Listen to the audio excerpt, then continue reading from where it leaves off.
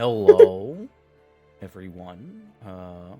Welcome back to yet another episode of Fractured Shadows, a lovely little Daggerheart game with online friends. I am your host and GM of this game, Shade, also known as PlagueDoctorShade, and here are my lovely friends, Statica, VoodooVixen, and Thorn. Hi, guys. How was your Easter?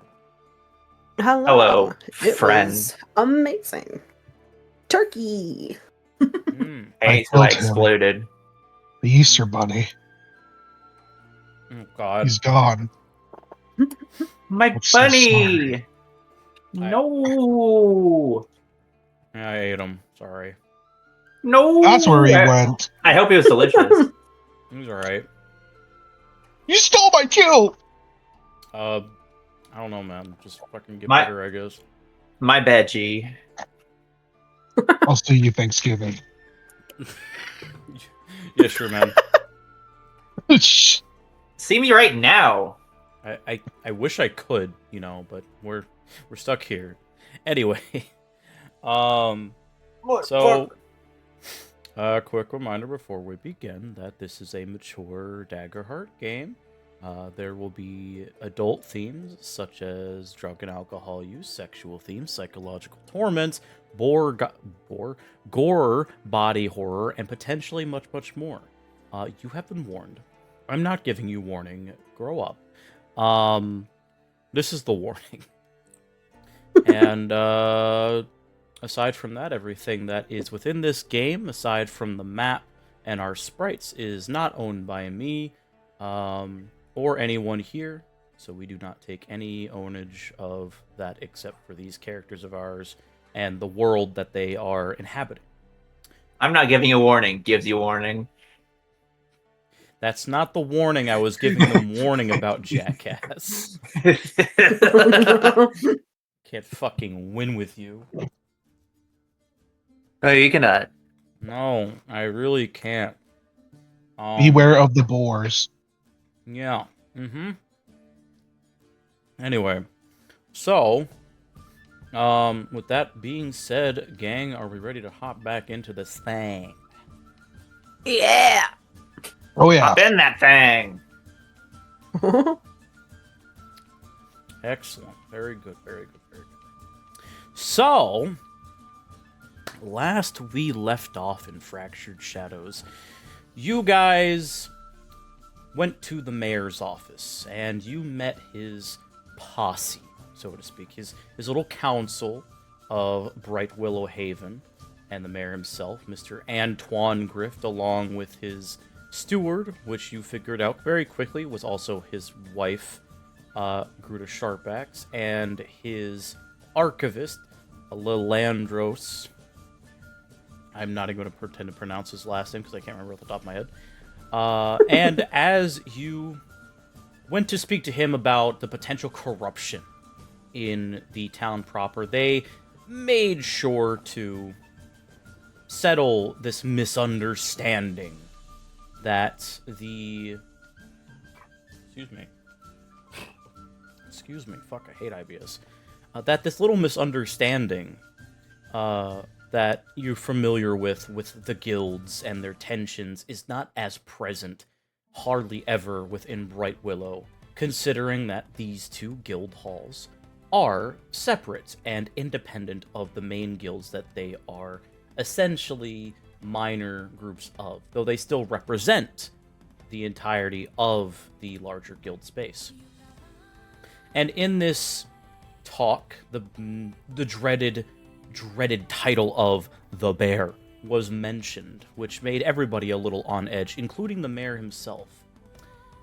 After thorough inspection, however, when this conversation was getting further and further into what was more appropriate, the archivist Lilandros started to pry into Rayleigh about his past, making the fawn tense up a bit, and with many of the party members actually coming to his rescue, protecting him from, let's just say, societal uppercuts. But without that save, no doubt he would have been left in a very sorry state. as Lalandros kept an eye on him the entire time while the talks continued. Talks of the bear were furthering along as Antoine made mention of a contract that was recently put out by the Adventurers League concerning something that was happening within the tavern, the Tipsy Tinker. And not knowing completely what was going on, only having heard about it recently, he informed the party that if they can get away with not killing anyone that might be causing trouble at the local tavern, that Antoine would be more than willing to look back into opening up the bear issue and speaking with Sebastian about opening that contract up again for Rose Dove to give to them. So, as this meeting concluded, the party had a very brief conversation before they made their way towards the Tipsy Tinker, where they found a bunch of degenerates outside and inside the tavern itself. They made a brief introduction to the proprietor, a lovely gnome by the name of Beatrice, and unfortunately for them, their first meeting was her getting roped behind the bar, which did not fly with our intrepid heroes, making a very good scene to distract them so that Beatrice could run away to the back. Marqui was the one that made this scene in his all jesterly fashion, starting the fight by taking a tankard filled with piss that is not his own, offered to him by one of these wannabe sellswords, and throwing it in front of the group of sellswords that were harassing Beatrice specifically.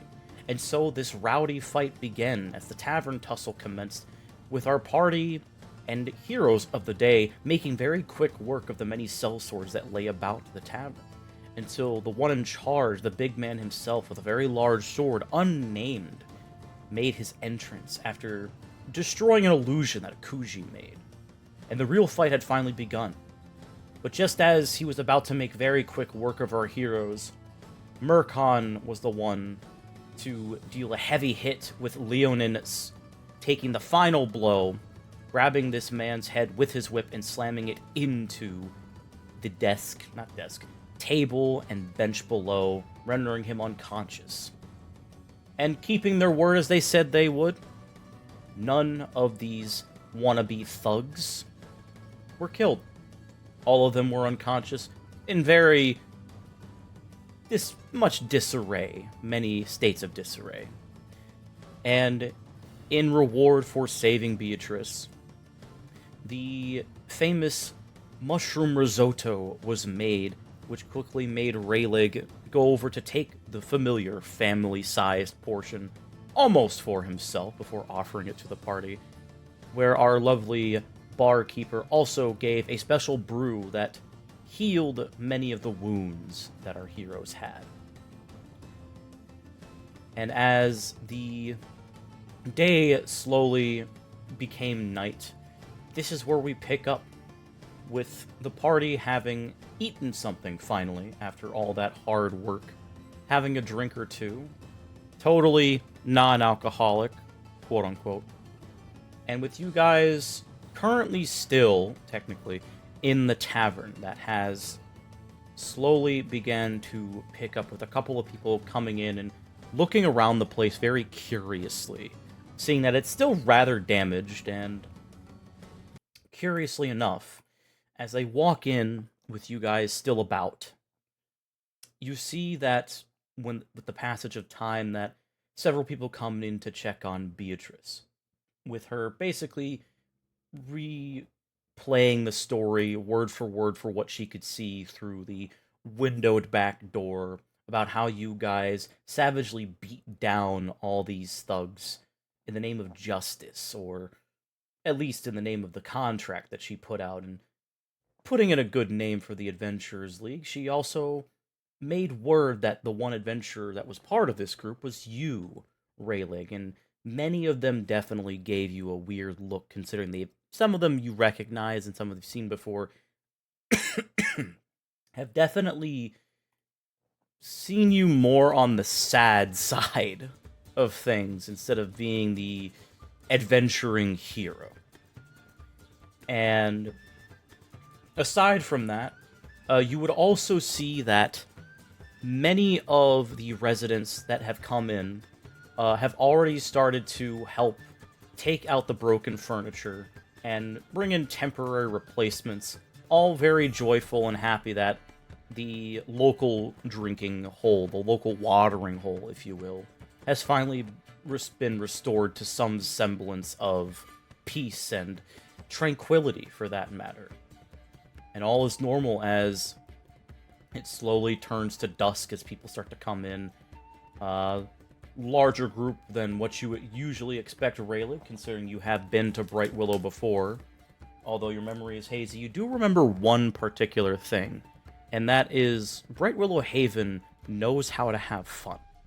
Especially during nights at the Tipsy Tinker. You know that Silverleaf Glen was very rambunctious when you guys came in, but double that and pass it to the next person and maybe add a couple of multipliers, and that is the nights at the Tipsy Tinker. All because of the little gnome that's behind the bar, because she's also having fun as she's pouring drinks for people, letting them do what they need to do, well within the confines of the law, mind you. Legal fun for the sake of safety reasons, and in another world, potentially OSHA violations. So, while time has passed, I'm going to allow you guys to short rest. Allow you to get some stuff back so we can also cover the mechanics of a short rest. So,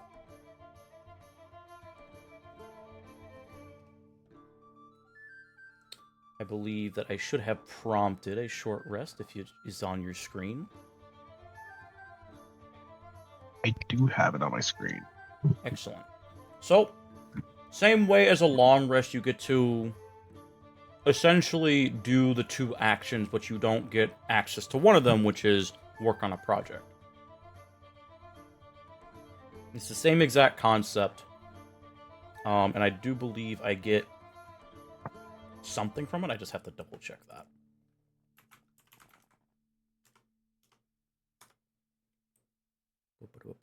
I'm just gonna clear the one stress I have. Sounds good. That's all I really have to do. Well, if that's what you gotta do, that's what you gotta do. I am going to fix myself up quite a bit By all means. and start with repairing my nearly broken armor. Okay. R.I.P. Okay, so that's what it is. Tend to wounds, clear stress, repair armor, prepare. So you can also prepare Statica if you so want to, which essentially gives you explain how you would essentially give yourself a hope. Oh. Oh, I accidentally hit repair armor twice. Oops. Alright, That's fine. how would I prepare?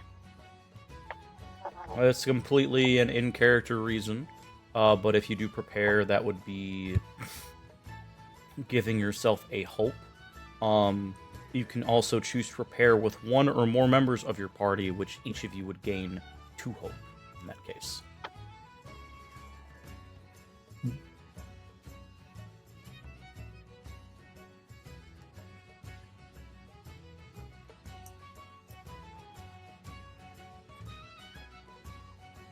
Alright, clear a stress and... Oh, then I would help, help Rayleigh, repair his own armor if I can. You can certainly do that. If I you just need- repaired it all. Oh, okay. Cool. Also get 1d4 fear. Amazing. Anyone need their armor prepared? Or wounds tended to? Uh.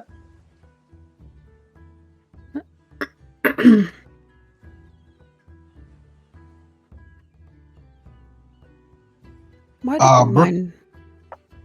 Ricardo's actually he's pretty patched up. He's been sipping on that healing brew, Swag. fixing up. Managed to put his armor pieces kind of back where he's, patching them up. Mm-hmm. Probably chat up some local people to maybe have them help him with that. Kind of making it fun for them, but at the same time getting it actually done. Get her done. Leo could have some quality Angel Tobin time. That's true. That is indeed a way that you can prepare. Just belly rub Angel. Yeah. I will have Leo finish up feeding him, maybe clean him up if he was messily gorging. He was definitely messily gorging on the mushroom risotto. And you just wipe away, wipe him up with his handkerchief, just you're hopeless little kitty.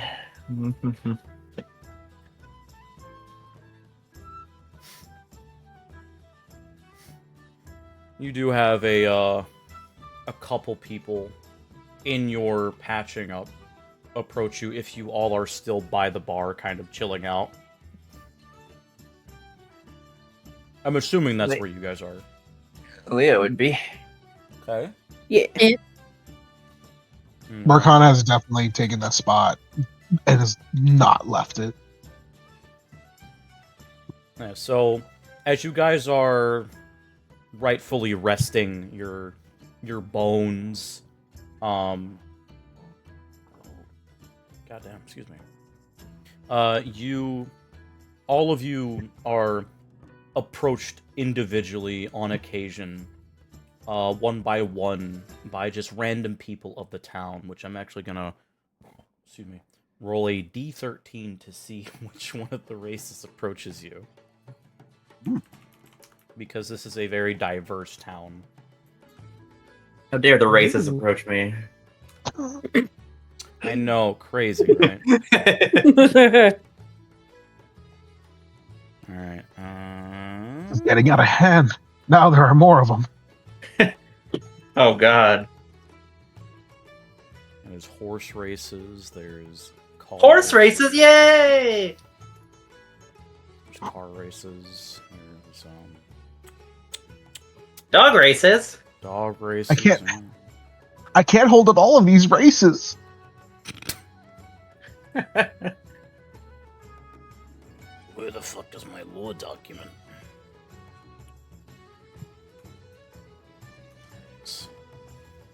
Alright, so, starting off with...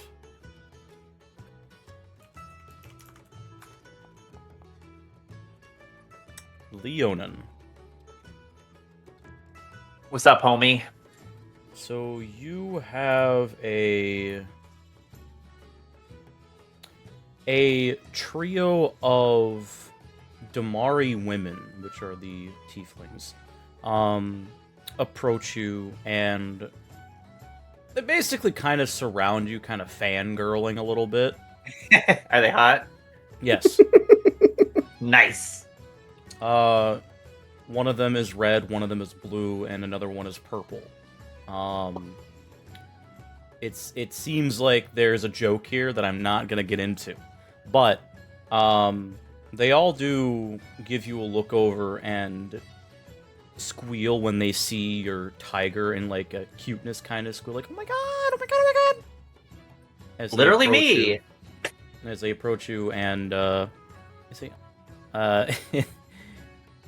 they're dressed kind of adventurous. Some of them more in like, one is in like a common folk garb, the other one's more like a ostentatious, like noble garb, and the other one is similarly dressed to Tilly in adventuring gear. and as they squeal and get excitedly walk over to you, they like wave at you. It's like the red one approaches. Oh my god, hi. Is this your cat? He's just like, Oh, he's just like, yeah. It's Angel. And He's my travel partner. as she looks you up and down curiously, the blue one quickly bounces up from behind her. Angel, oh my gosh, she looks like an angel. How adorable. He's friendly, right? Yeah, surprisingly enough. And the purple one, who is the one that's dressed in the regal attire, quote-unquote semi-regal, you could tell she's some sort of noble. She kneels down and quietly looks between you and the tiger. Can we pet him? looks over at Angel, giving like a little nudge to the side, just like, I think he would quite like that. Angel immediately stands up and, to the kneeling, squatting, purple tiefling, Damari, licks her in the face, like, and she immediately squeals and just grabs his face and shakes it. And they all very much are paying attention to the tiger, except for, Leo is getting a kick out of this, just like... Except for the purple one. The purple one is definitely looking at you, and then back at the tiger, and then back at you, and once she gets her fill, she does approach you. So, you are part of the group that's actually saved this little tavern? Hmm? You helped get rid of the thugs and the Tipsy Tinkerer? Yep, you could say that. They were causing a mess, and I don't really like messes. I see.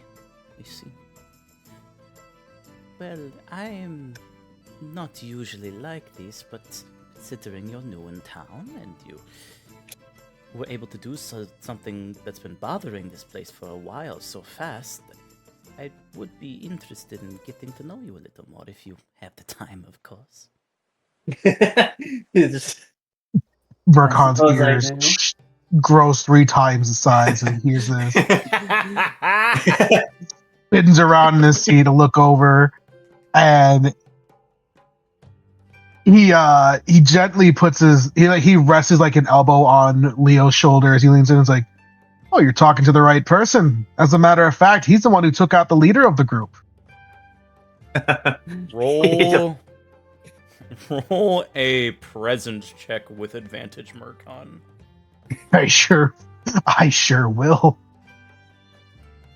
Can I spend a hope and have my Midas's tongue apply to this as well? Sure.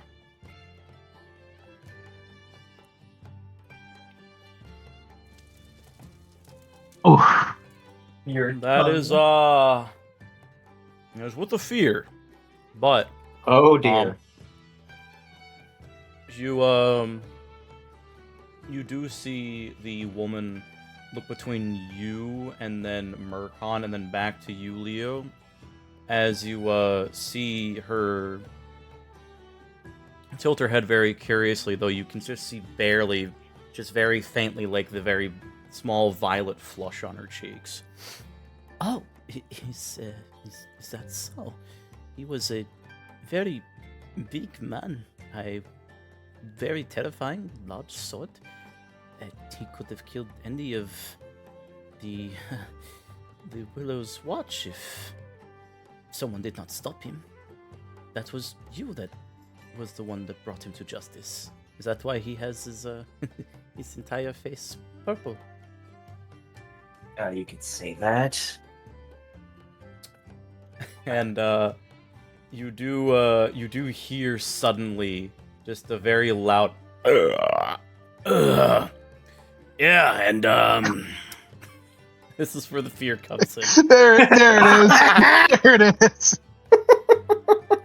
And we're We all did our part too. There were about 100 guys in here or some shit, but I took the guys outside, and the rest of these guys were they really helped. Inside, there were a lot more guys inside. Let me tell you. And she looks at Ogren, and then back to you, Leo. She kind of sneers at Ogren as her tail whips in place. She goes over to your side away from Ogren, Leo. What? What did I say? Leo just chuckles, just Nothing. You're great, man. Sheesh. How about you go get? Here, have another drink on me. And he slides him a coin. Okay. You slide him a crown as he takes it. Slide him a crown. Sure. Yeah. Don't mind if I do. Thanks. And he will proceed to get Beatrice's attention to get another drink, as the Damari woman, the Damari noble, even aristocrat, if you will, hooks her arm around yours, Leo, almost in a defensively gesture, please get him away from me kind of moment. You're familiar with this. he's already just okay, just just And she does lean towards you. Please don't tell me you're with him. Well, Murkon looks over at Leo and see what he says. he did quite help with the gentleman outside, but I haven't known him for that long, really. Murkon leans over. It's temporary, very, very, very temporary. And he turns back in his seat and leaves Leo alone as he gives him a little hidden thumbs up mid sip. Subtly just Is that true? I know Ogren well enough that he is one to boast a lot. He really helped clear out the guys outside. And she looks genuinely shocked. Yeah. You'd be surprised at the energy he has. I suppose so. Well, if you would be so kind as to tell me more about yourself. And she does turn towards the bar, clearly facing you as you guys engage in conversation about whatever you want to talk about with her, which we'll get to that in a second. Next on the docket. Leo's putting on the fuckboy charm. Oh, perfect. Raylick. You are...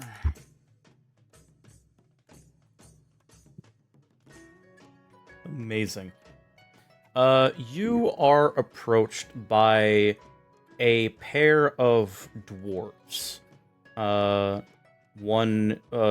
of them are men, and they pat you on the shoulder as both of them look to appear to be part of the Adventurers League, as both of them are sporting an adventurer's attire. One of them has goggles atop of their head. Another one has it looks like a monocle, but you can tell it's supposed to be a visual enhancer, like a scope, but it's on the eye. You can see there's several magnifiers there, and they pat you on the shoulder. So the fresh blood's actually done something worth his salt. Is it true what they said, that you helped clear out the rest of these baboons that are here? I think it does startle him, because he was in the middle of blowing more bubbles into his ale, as he does. He turns to face them and sizes them up. It's true. It was for Beatrice, after all. Ah, yes. Good old Bo, ain't that right? As the specials on the night for the menu today, eh, Bo? And she turns very quickly around with two large tankards of what you can assume is mead or ale. They're golden, frothing at the at the very top of the tankards, just, you know, the bubbling over type of alcohol that you would see as she slides both of the dwarves, which you could safely assume is their regular. Oh, but of course, this is a very special occasion, no? And she laughs as she goes down to very quickly take another customer's order. As a couple people are actually going in the back. There are some people that work here, as you can see, like, constantly going in and out of the door to help Beatrice out. And the other dwarf that is on your other side just squeezes your shoulder, like, in an almost, like, familiar way. It's like you guys are quote-unquote friends, even though you don't know them. Aye, that's good to hear. That's really good. We actually saw you in the Adventurers League.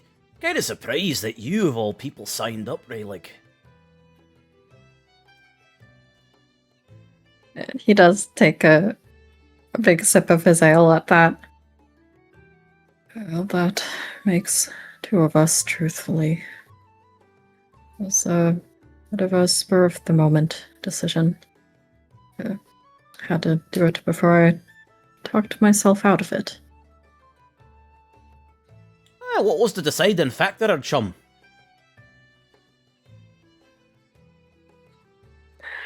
He looks down to his ale. Well, the memories of my wife. She was part of the Adventurers League for a while. Some, I think, 50 or 60 years ago at this point. And I'm not sure if it was the wind, the...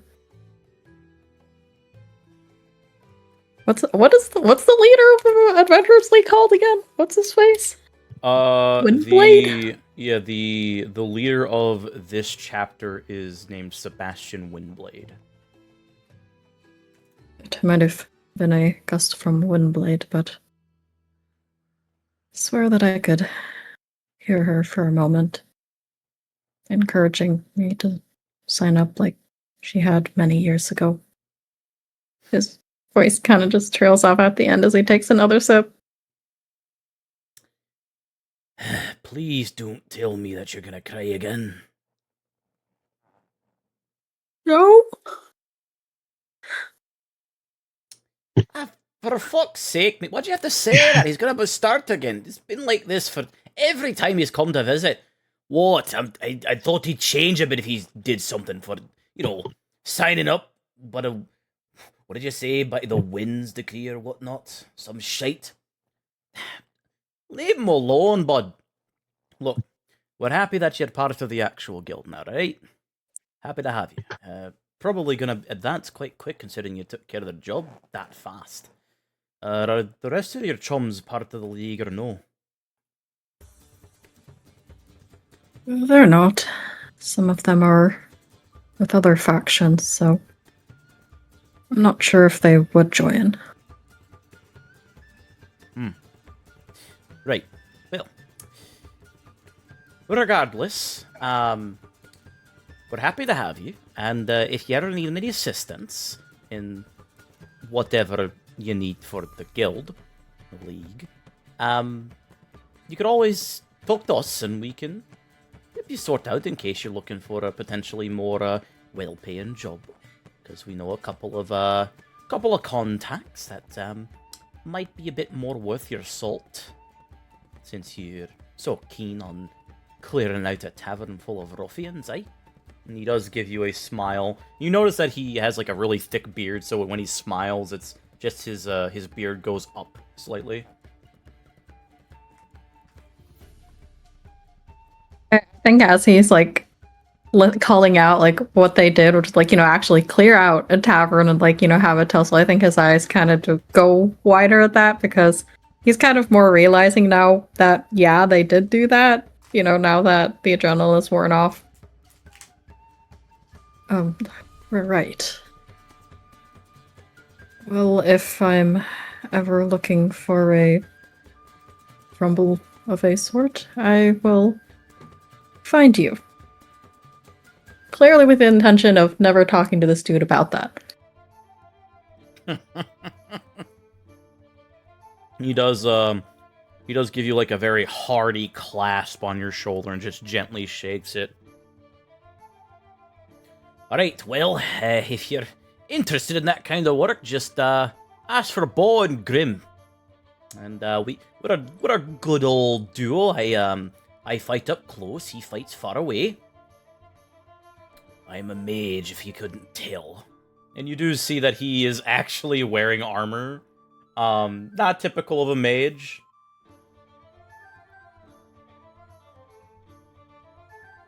Not that far away, based on your attire.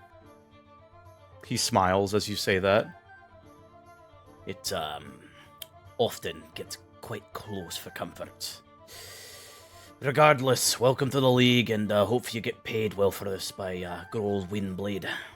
I'll leave you to your privacy. And he clasps you on the shoulder before the two dwarves eventually leave you alone to your melancholy. Not crying, because he was actually a little happy after that. Look at him go. Character development. Oh my lord. He leveled up. Alright. That was a real level up. Literally, dude. Alright. Mercon. Or actually, no. In this case, it would be a Kuji. Yes. Oh, great. Okay.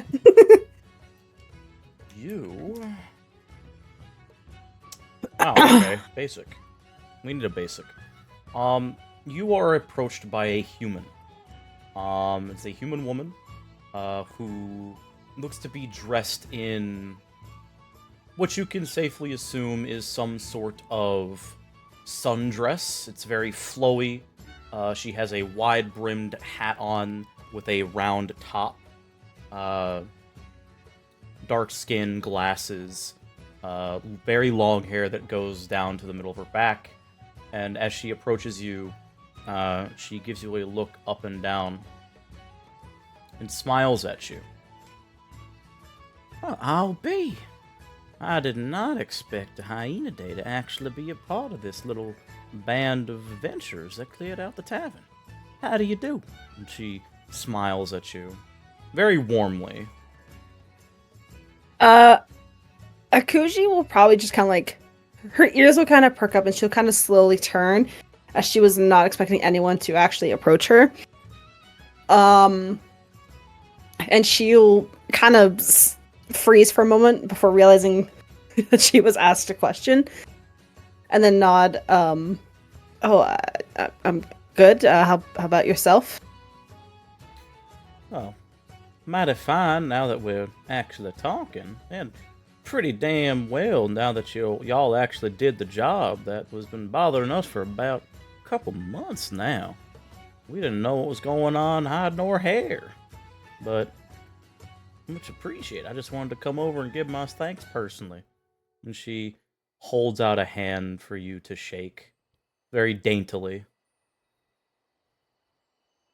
She will look at her hand before she'll take it, and she'll try and be very careful because she does have claws and she doesn't want to hurt her. She'll very carefully put her fingers around her hand and shake it. And as you do, no problem. as you do, she does see the markings across your hand that go up your arms, and end around your face and go down your midriff. And she proceeds to like hold your hand a little too long and actually turns it over. My, what magnificent markings! Is this part of your... Oh, what do the adventurers call it? And she like she furrows her brow. She makes a face. She's like clearly thinking. Your arsenal, are these specific to your I'm assuming it's some sort of magic, yeah? Her ears will kind of drop a little bit, not quite pin against her head, more so that kind of like she's a little stressed at the fact that someone's talking about her runes. But she will nod. Yeah, they are part of my arsenal, yes. They help me do my magic.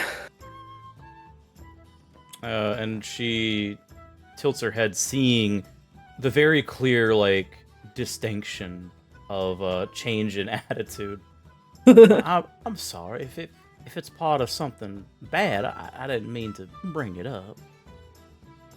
It's okay. It's fine. Don't worry. I'm okay. And she'll try and brush it off and... Well, I am quite curious.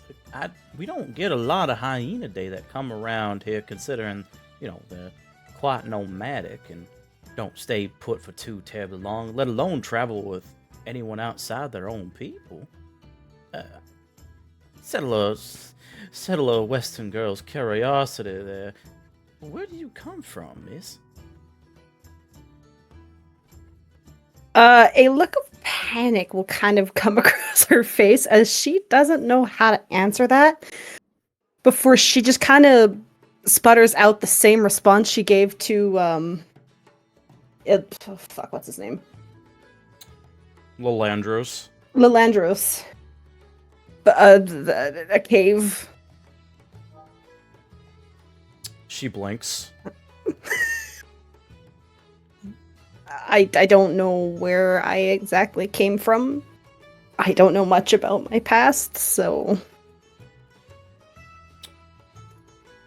And that's when she takes up a seat next to you, taking one of the bar stools, and crosses one leg over the other, puts her hands, like, folding them across her legs.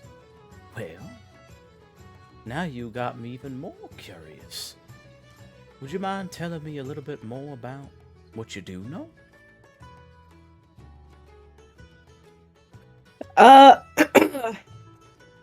She'll kind of look to the others as she's not entirely sure. She's never been in this situation before. She'll look from, like, Mercond, Leonin, and Rayleigh, but she'll look back at the lady before she very vaguely goes, like, into detail. Not, like, a whole lot, because it is still very sensitive to her, given what happened, but she'll probably mention, let me see.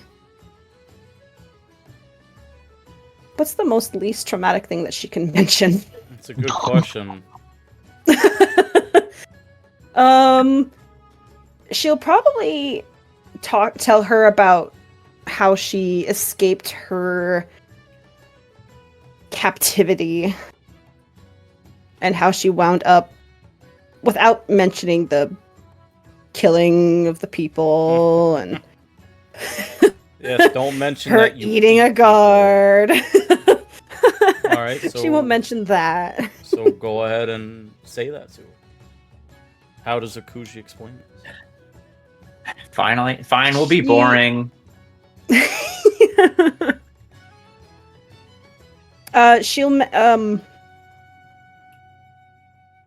I was kept prisoner by a very bad man. He was a mage as well. And so I had to watch, because he had lots of guards. I had to plan carefully to make sure that I wasn't caught. Because if I was caught, I might not be here.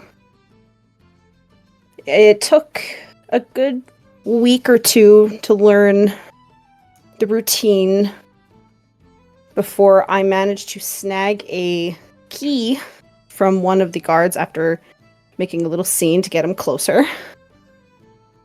And one night when they knew when everyone was sleeping, I used the key to open my cage. I incapacitated the guards. That would have caused a problem. She specifically doesn't say that she killed them, because she very much did. And I took what I could, which is pretty much what I have on me now, and left the cave. Fortunately, he did realize I left, and tried to stop me. Oh my. But I thankfully had a good lead on him, and I'm here now. Well, color me mighty impressed, Miss Akuji, was it? Yes. I must say, aside from poor old Ogren over there, and you see as you quickly turn as she motions to Ogren that he is downing like his fifth tankard. I don't think I've met another person within this town that, well, maybe some of the adventurers that had quite the introduction to, well, life outside of a sail. That's really impressive. She'll nod. Thank you. It's no wonder that you were able to make quick work of these thugs, and I have no doubt that whatever magic was cast might have been yours, if that's what I'm hearing correctly. I think Rayleigh also did some spells, but I did use mine, yes. She, quickly, turns her head to the side as she looks at Rayleigh. I'm assuming it's still blowing bubbles, right? Actually, at this point, he would have been speed writing in his journal. Because he heard a Gucci story and was kind of like, huh. And was jotting some stuff down. That Rayleigh. The one that's always sad and drinks himself in a stupor every night talking about his wife. And she, whispers this. She'll try and play him up to be not as, I don't want to say pathetic sounding, but Okay, alright, so how are you doing this? She'll I wouldn't say he cries every night. He didn't last night. He slept last night. I didn't hear any crying. And I have, really good hearing, and she'll kind of flick her ears. Make a presence check. We're gonna need a deception check on that. Oh, great. I have a -1 in this. This is gonna go fantastic. That's amazing. Oh! I No, tried really. This is when he goes back to blowing bubbles into his ale. Does he get some bubbles up his nose and he starts snorting? Yeah. Starts God. coughing.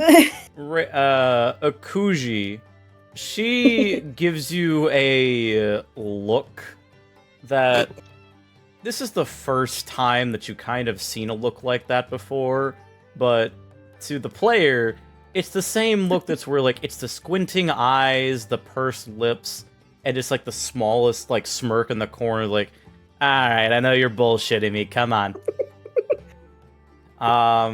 And it's definitely your tells as your ears flick and the piercings jingle. You have the worst possible smile as you're trying to, gas Rayleigh up. And you just say, it didn't cry last night, a bit too loudly, which definitely causes the blowing bubbles bit as she looks back to Rayleigh. And then back to you. Look, you don't need to feed a horse that's not going to eat, Miss Akuji. Besides, I'm not here to talk about him anyway. I'm more interested in you. You're far more fascinating than that, well, I'll be polite. She smiles.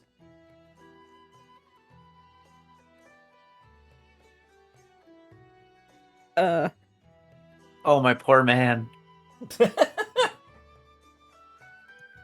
Did she say that instead of his name? No, she does say Rayleigh at the first, but she does say, she stops and says, that And then Oh, she okay. says, I'll be polite. Akuji will nod and she'll kind of like tap her hands on her legs, like her thighs, as she kind of thinks as to what to say next.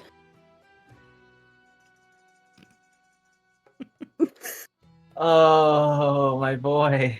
As you accidentally fumble the bag a little bit, Akuji, with the strange, very pretty woman that has approached you, we finally move over to Murkon. Which, let's see. All right. And Murkon, you get approached by a couple of humans. They appear to be dressed in various attires, but you remember seeing some of their faces, and these are specifically members of the Hunter's Charter. And as they approach you, one of them gives you a very brief nod, as he very clearly looks like a Bloodborne protagonist. Very dapper, dirty-looking coat with a tricorn hat and a mask over his face, with a dark brown hair covering most of it, bright blue eyes. Another one is a woman dressed in what you would expect a hunter to look like. Leather gear, with a cloak around her, bow strapped to her back, as she looks you up and down, smiles at you. She has red hair, freckles on her face. The man is pale-skinned like you, and the woman is very dark, like tan. The guy just gives you a nod as he sits nearby while the woman approaches you. Well, I heard that you are part of the group that helped clear out the Tipsy Tinkerer. Is that correct? Murkon looks her back up and down and smiles back. Well, I'll tell you one thing. It was one hell of a time. Oh, is that right? Yeah, it's just one of those things where, when you're looking for work, you find yourself in, a job that's a little more fun than you expect, but, it comes with, it reminds you that this kind of work comes with perks, And she leans her back against the bar, still facing you. She has not kept her, she's not, removed eye contact at all. One hell of a time for a couple of ruffians that the Silverbrooks are involved with. I'm very curious as to how that was kind of hard for you, as I heard that, your very expertise in this matter is skilled enough that I would assume, and she looks from side to side and then back to you, that it would be quite easy instead of a hell of a time. Or am I wrong? Oh, you got me mistaken. Quite frankly, I can not speak for all of my friends, but I had, really to tell you the truth, I had a lot of fun. No, you can't really keep doing the things that are easy around here. It's more so stuff that, keeps you away from the things you normally do. He starts to kind of swirl his drink a little bit as he kind of looks down at his mug for a moment. You deal with a lot of monsters in your time that, you forget the real monsters sometimes, or the people you meet along the way. And, best part about dealing with people like that is finding something new you never thought you'd ever be doing. Let's just say, sometimes you get a little bit of a sadistic kick to it, beating the piss out of some sod like the people we dealt with makes the work worth it.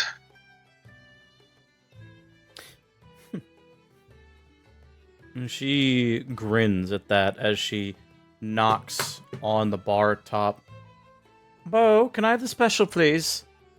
And you hear just a very distant, "You sure can!"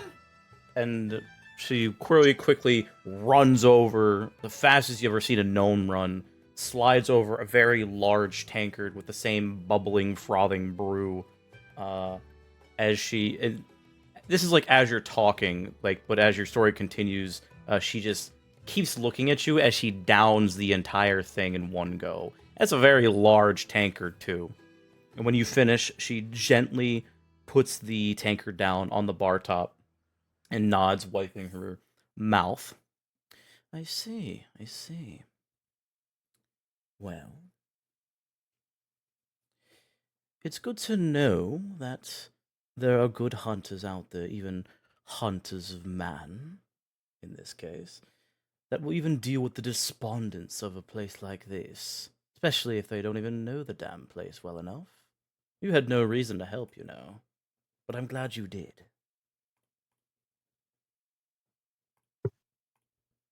Oh, I'm not someone who's just going out there doing all the good just for, nothing. We all got to eat some way. Maybe I'm really just there to get some good coin out of it, and maybe I'm just not letting people know how good it is. He does kind of have a playful tone about it. Definitely playing up like he's trying to be a anti-hero badass about it. Yeah. Yes, and I've also heard that the rumor's starting to go around that, aside from you beating the piss out of all of them, the fight started with throwing a mug of piss at all of them. Is that true? And she has this very sly look on her face. No, it's not a good thing to say about the drinks here. I think they're quite tasty myself. Murkon looks over at Beatrice and raises his mug to her before he takes a drink of it. Let's just say... Oh, go ahead. I would just say you would just see her giggle. Okay.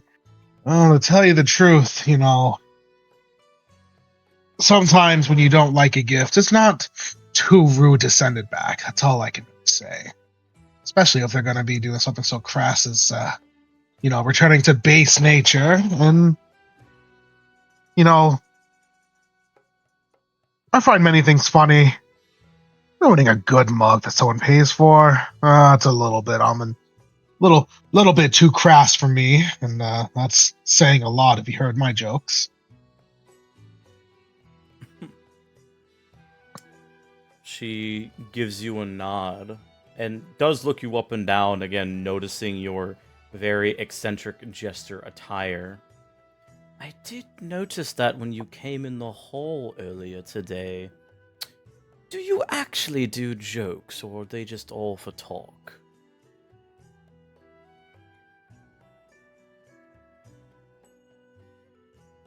Murkon was taking a drink in the middle of that, and he starts to kind of think to himself,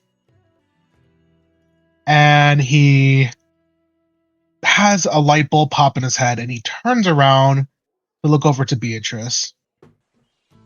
He goes, "Excuse me." Hmm?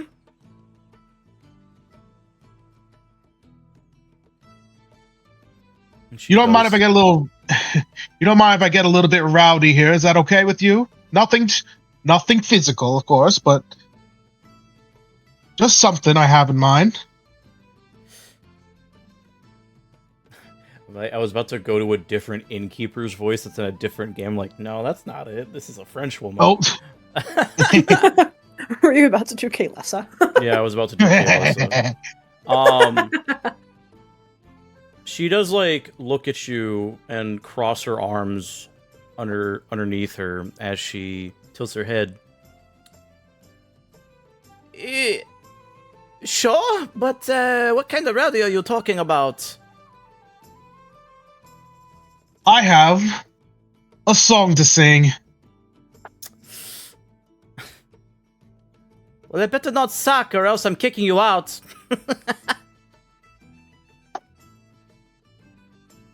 Well, I better make a good fucking roll. But anyways, Morkan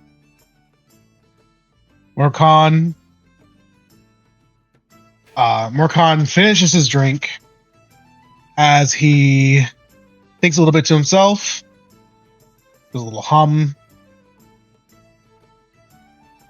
and she starts to notice his feet kind of bobbing as he starts to kind of like pick a tune together, starts like snapping his finger, and then he starts to sing. I'm not going to sing.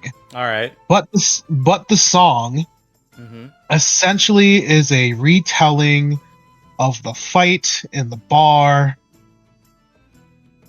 And of course, in good fashion, it is riddled with what you would find in a jester joke, with a lot of piss. And essentially he gives them the group of people a good old name, the Piss Trolls, as he makes the song. And he seems to do it kind of more for her at first, and then as he as he starts to get a little more confident with it, he starts getting louder, and he essentially makes the song easy to follow for anybody else that would be listening. Okay. So, are you doing anything in particular while you're singing this song, or are you just singing it at the bar? Murkon's good at following the crowd. He's he has the bells, he has his clapping, he's probably getting enough attention for people to kind of look around.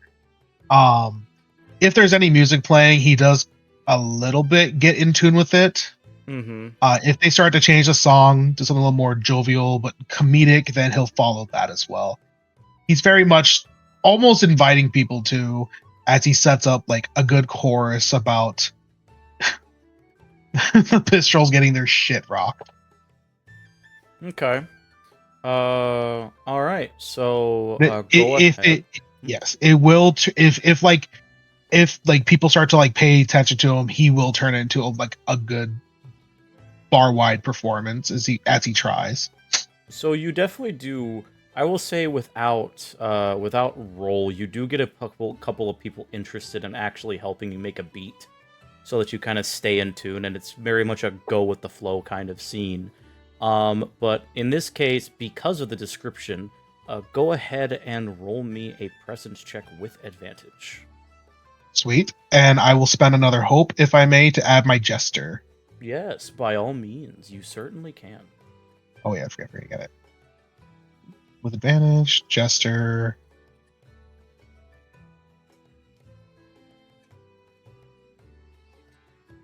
Ah, All right. So, that is a success because that's pretty damn high. But I will say this: go ahead and remove 1 HP, as you will take a tumble that goes bad. But otherwise, the song is a success, as I describe this. So, as you begin to start this little jig, it starts off at the bar, and you climb up on top of the bar, which Bo doesn't seem to mind, because she actually gets up on the bar too, as she starts stamping her foot to help make the beat as well. And the band that's playing at the tavern, which is just a couple of locals, start to actually tune in to what you're singing and stop playing and start to jam along with you as you sing about the piss trolls. The piss trolls. Oh, hark how they stink. They're not welcome in our bar. We'll beat them to the brink. We'll beat them to the brink. And as that's essentially the chorus, and eventually you do start to jump around as you start to sing verse by verse, just ad-libbing along very expertly as you do.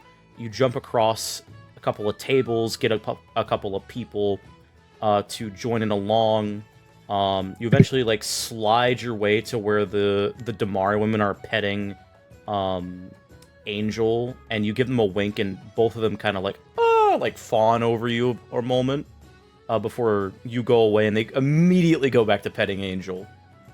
And as you finish off this last bit, you test your flexibility, and you attempt a jumping split between two tables, and you feel the really bad strain in your legs as the tables are just a bit too far apart to the point where the balls of your feet have to clench onto the table on either side before you forcefully get back up, and you can swear you feel something tear in your muscles as you basically force them to push you up, but you finish along as a performer should, and cartwheel your way back over towards the table that you started this on, doing a flip, perfectly landing it, and tumbling expertly back into your chair with a bunch of cheers. Yeah, yeah, yeah, yeah. And you just hear like the chorus continue to play, piss trolls, piss trolls.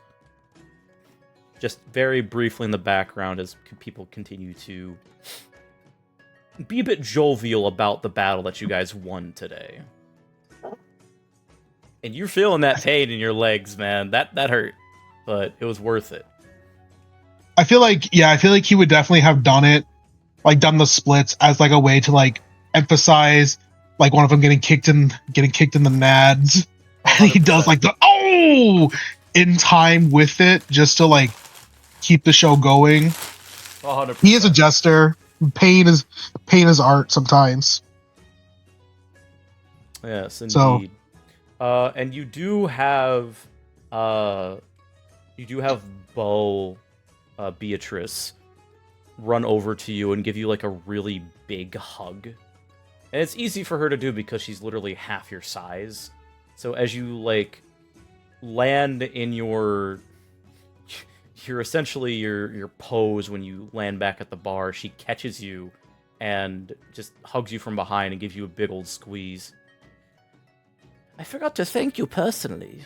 It was really brave of you to get me out of that situation, and she gives you like a big fat kiss on the cheek. Thank you so much. And she immediately hops back down and continues serving. Murkon is he was gonna take like a little breath to like be like, I fucked up, but then as like he's getting hugged and he got the smooch on the cheek and he got the crowd all cheering and happy, he the pain, as much as it stuck, it makes it much more bearable, and there's a good old smile on his face as he goes back to her and he goes, so if you want to rate that, what would you give that in terms of it being funny or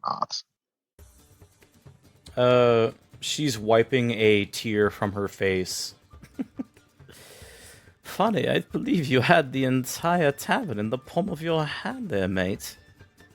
It was glorious. Well done, well said.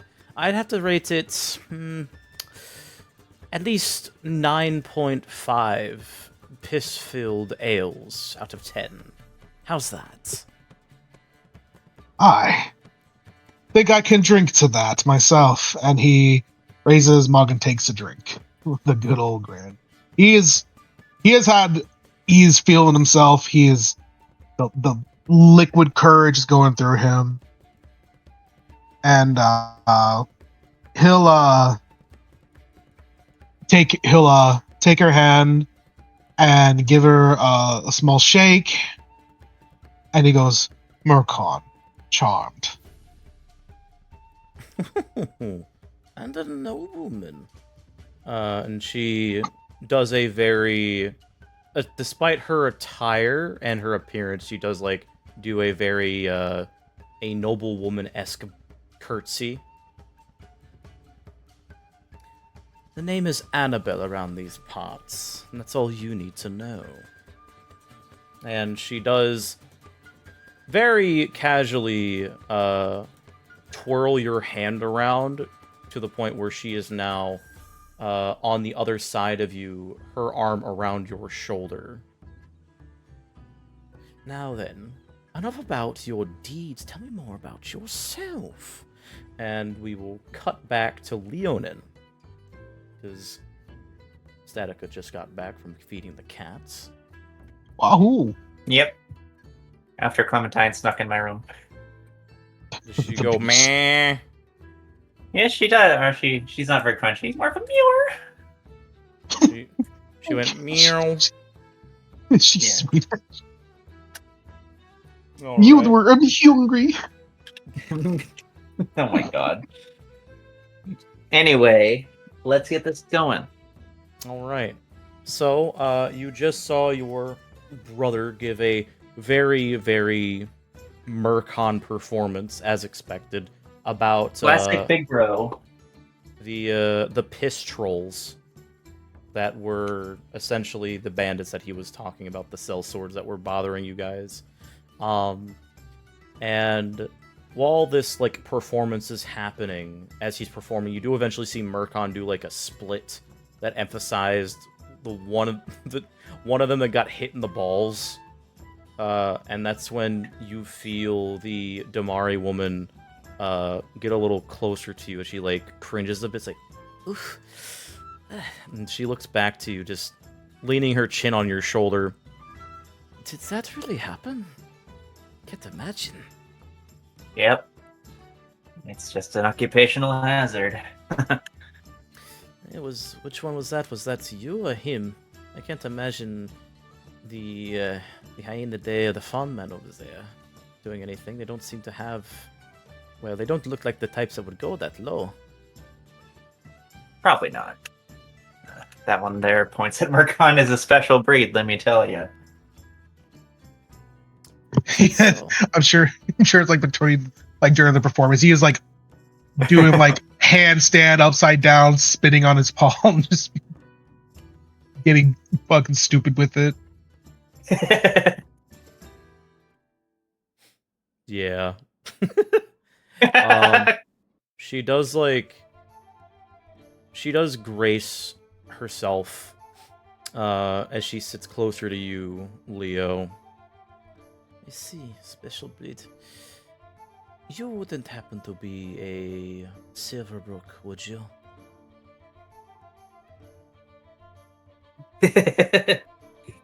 Just looks over with a raised eyebrow. She's- And if I was. She smiles. Well, there's not that many people in town that have white hair, elegant faces, half-elves. It's very uncommon around these parts, but I could recognize your family miles away, I would think.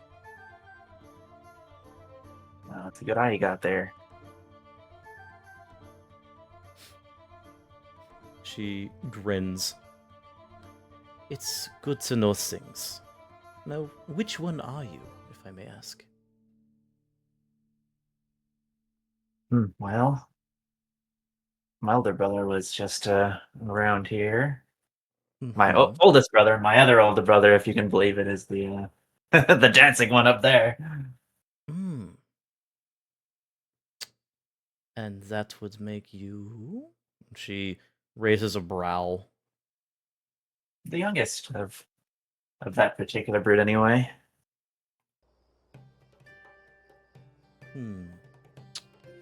Well, I don't know the intricacies of your family.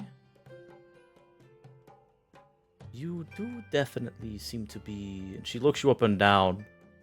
The most handsome one I've seen. You're too kind. I only speak the truth. Well,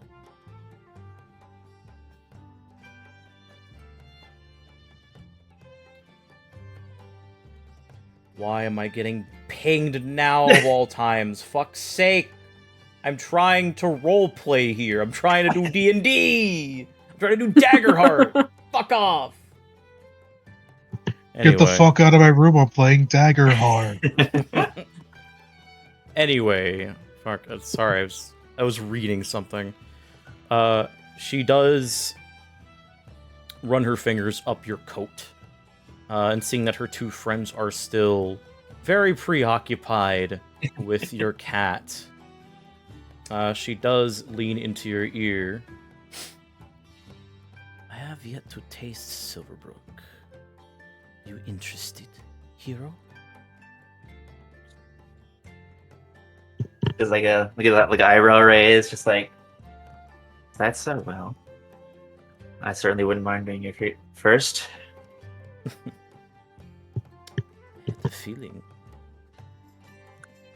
that if I can steal you away for a moment, I'm sure your lovely angel and my friends surely won't mind.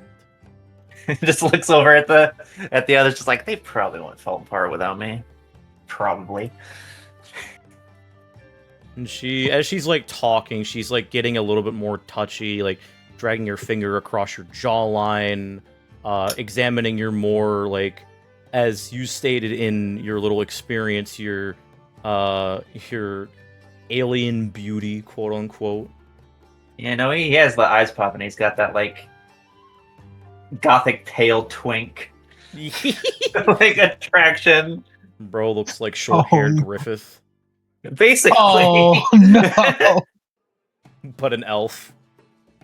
And she, like, gently, like, flicks her finger along, like, the little silver ear cap at the tip of your ear. Now that's adorable and fashionable.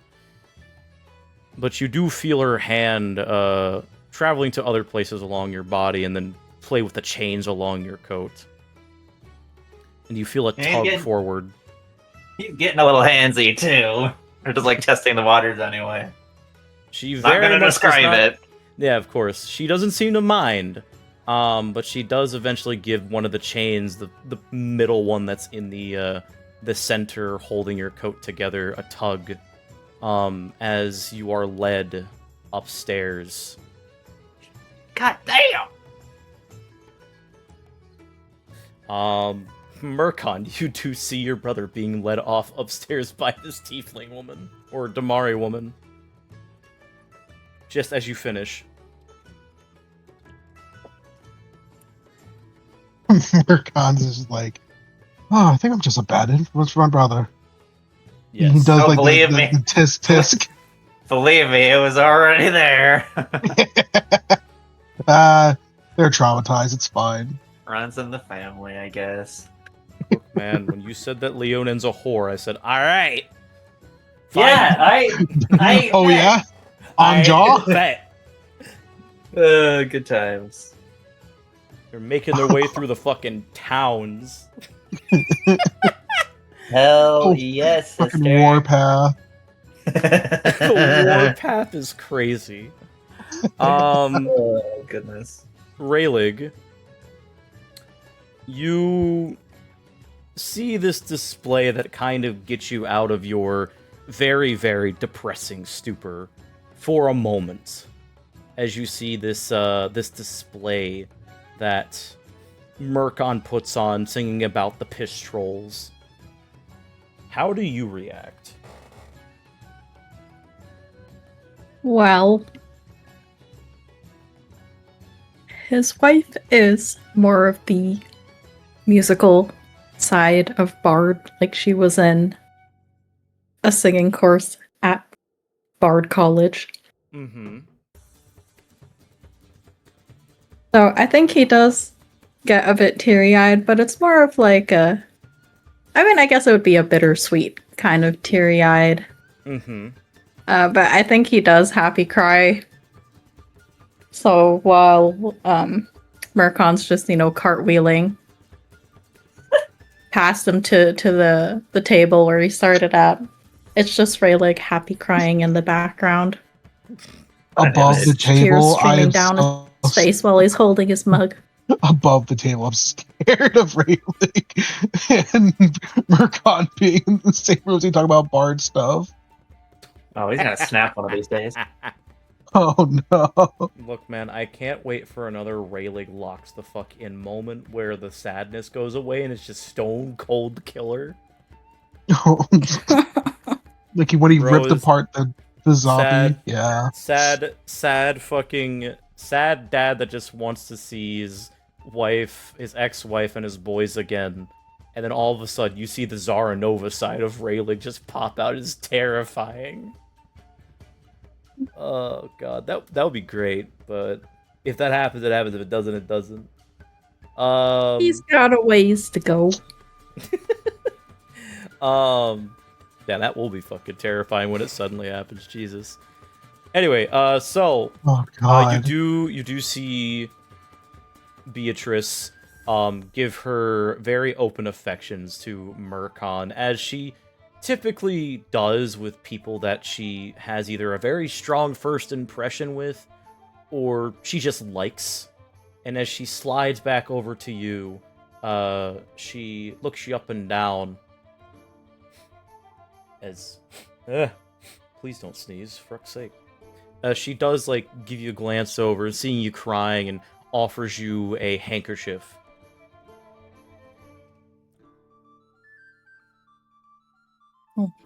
Thank you. Of course. His voice is quite good. I didn't anticipate that. Well, you always come in at the closing hours, and you usually pass out quite early, Rayleigh. It's kind of surprised to see you still awake. You usually sleep and, well, knocked out, snoring like a goat. It's nice to see that you're actually able to see the festivities we usually get up to. He does do like, you know, the dad like blow your nose where it's just like honk into their handkerchief. Oh It's my just a god. really fucking loud. Yeah. Oh god. God, my dad hands does her that back the too. handkerchief. Fuck. He's just like, well, I'm short on the crowns, so I don't think I could afford to drink myself under the table today. She ruffles your head. Oh, Rayleigh, you're always the gentleman. You do realize I've been giving you drinks without having to pay, right? You literally saved my establishment. You get to drink for free tonight. And that immediately catches Ogren's attention. Wait, really? Yes, of course. Even you stinky fuck. Hells yeah! Set me up, baby! She does look back at you, Rayleigh. He's looking down at his very bubbly ale that he's been nursing. Well, in that case, could I have one of the specials? She gives you a very wide grin as her eyes narrow.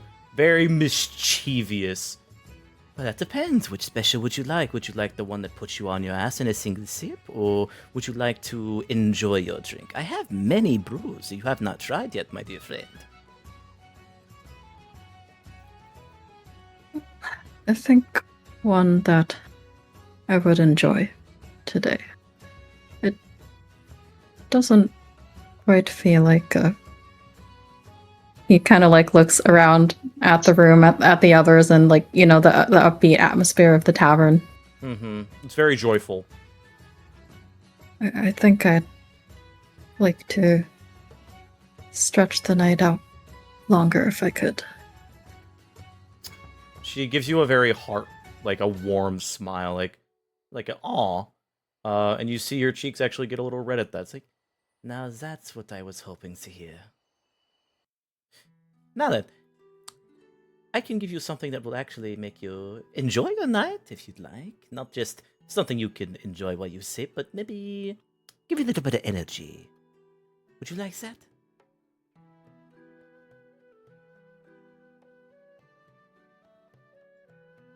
I'm getting quite old, Beatrice. I think I will leave the energy to the others in my party, perhaps. No fun, no fun. Works on all ages, but if you're certain, I will not bother you about it. And she scurries off towards the back. A moment later, she does come out with a beverage that is golden. It seems to be glowing a little bit, just very briefly. You can see like a little bit of light is escaping the cracks of the wooden tankard. This is the one that I think you will like the most, based on what you taught me. It is a special concoction, only available at the Tipsy Tinkerer, Incorporated, trademark, closed captions, etc. This is a special patent, so you will not get this anywhere else. I wouldn't expect any less than that coming from you. Excellent. I've enjoyed every drink you've put in front of me. As a loyal customer should. Now, would you like a little bit of extra risotto with that? I still have some cooking in the bag. He just gets like the starry-eyed, like the anime kind of like look, like what? A little bit of spice to it too. If you have a bit more, my bowl's been empty for a bit. I seem to have finished it at some point. You did. And she does take the bowl very quickly. You don't even see it disappear as she quickly runs in the back. Pops back out with the very smaller bowl, considering you already ate a family size. And she places it in front of you, and you see like a little bit of a sparkle of what looks to be red powder that's in it, that is like gently sprinkled on top. Just a little bit of spice to add to the flavor of the drink. I can assure you that it mixes quite well. And he does take a spoon of the risotto, then a sip of the drink. And he gives her a look of like, oh, go ahead. Yeah, so as you take the risotto, it's essentially more like zippy than spicy. It's like that, it's like tahini, where you have these like little flakes in there that add that little bit of like, a little bit of like spicy flavor, but it's like a quick punch, and it quickly fades back out with the risotto. But as you take the drink, it feels like the sweetness mixing in with the punch makes the punch last a little bit longer, so you can actually enjoy the flavor. Because tahini, being that it just like very quick snap of the fingers goes away, it makes it last a bit, and it doesn't overpower. But eventually, as it fades away, you're then left with this very sweet, syrupy, fruity flavor that basically slides down very smoothly. It's not hard. It almost feels like you're drinking juice.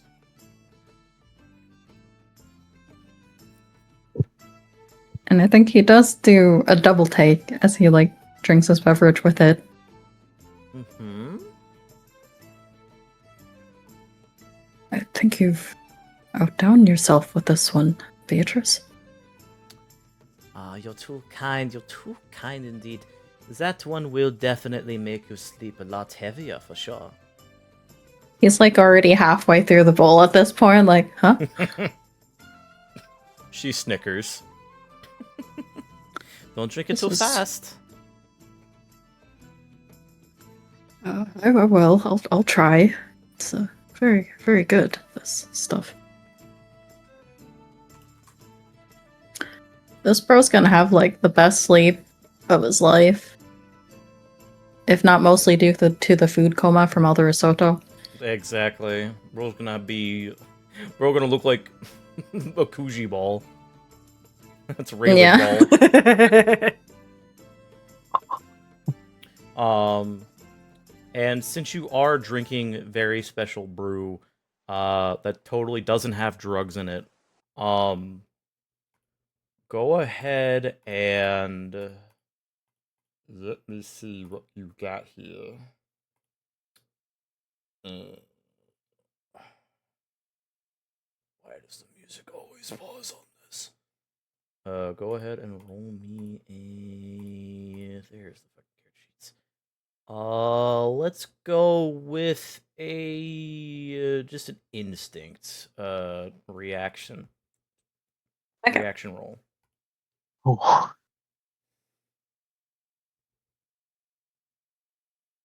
Oh boy, everyone's Aye. rolling fours, bro. Raylig. What is wrong with this song, man? There we go.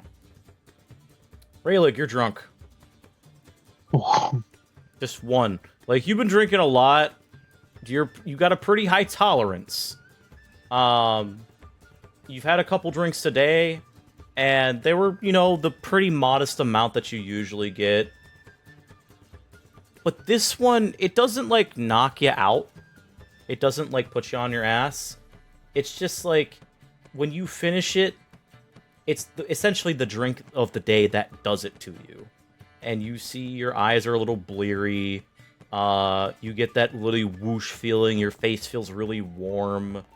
But you feel good. You're just drunk. Yeah, and I really like, normally he's like heckin' sad when he's drunk, but I think this time he is a bit more of a happy drunk.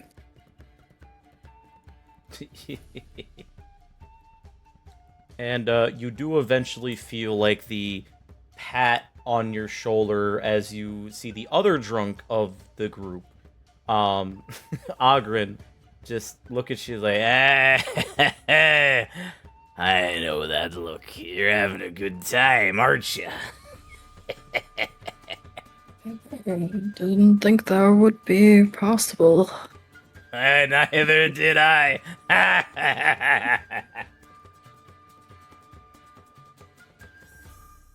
Were you always so funny?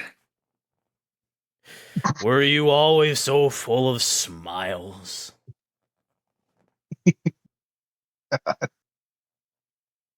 And I do feel like he kind of has like a goofy smile on, which, oh man, that's really weird on him. It's like his portrait. He actually looks kind of happy. Yeah. It's just like he's just showing teeth.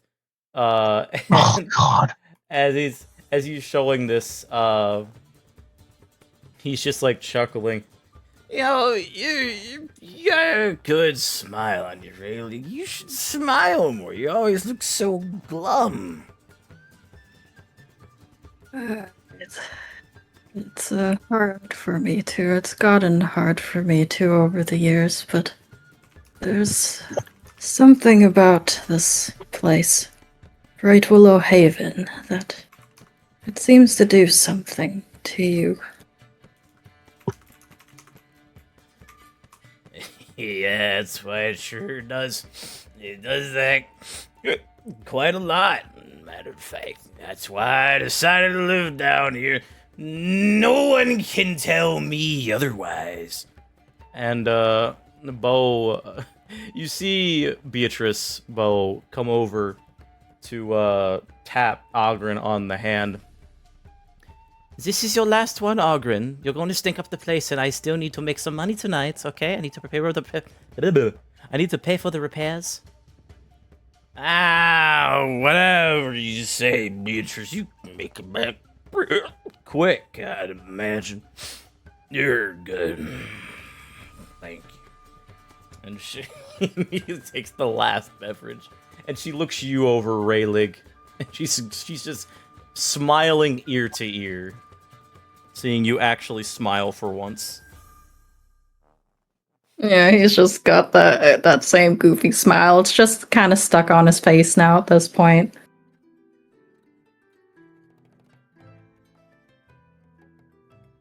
Yeah.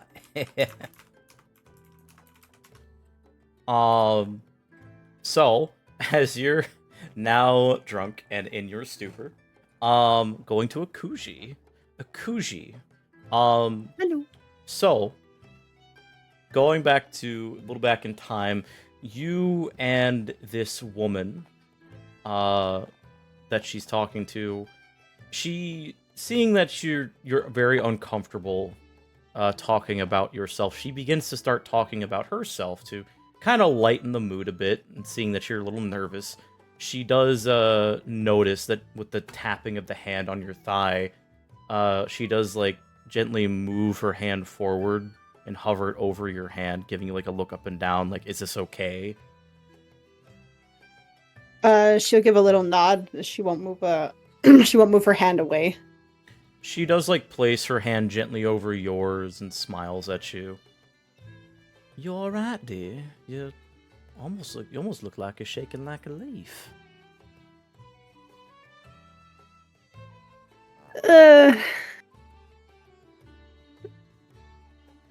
To save on a long, painful story of events, let's just say that these weren't willing.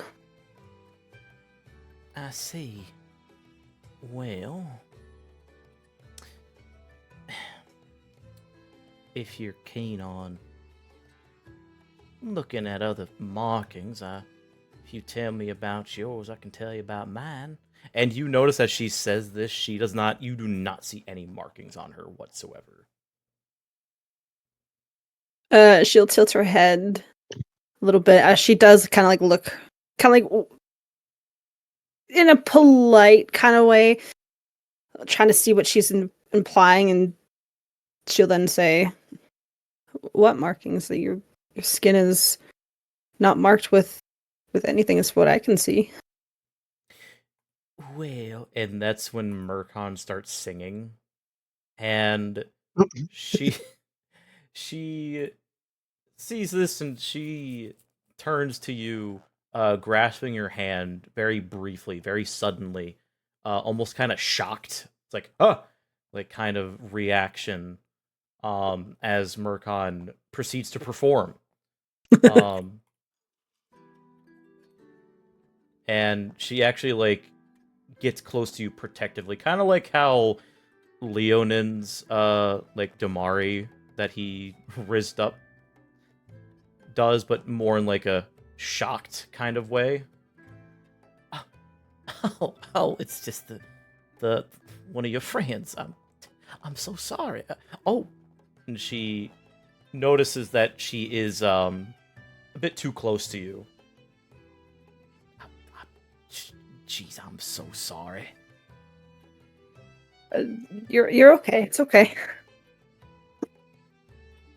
Almost in like a protectively curious kind of way, she'll kind of like make sure that she as well is okay, while still unsure as to what's happening.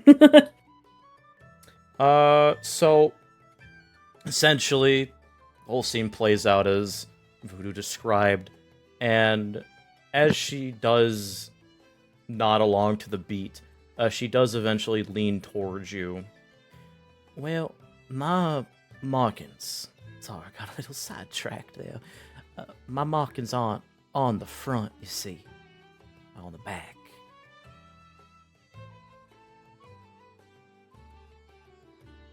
Oh.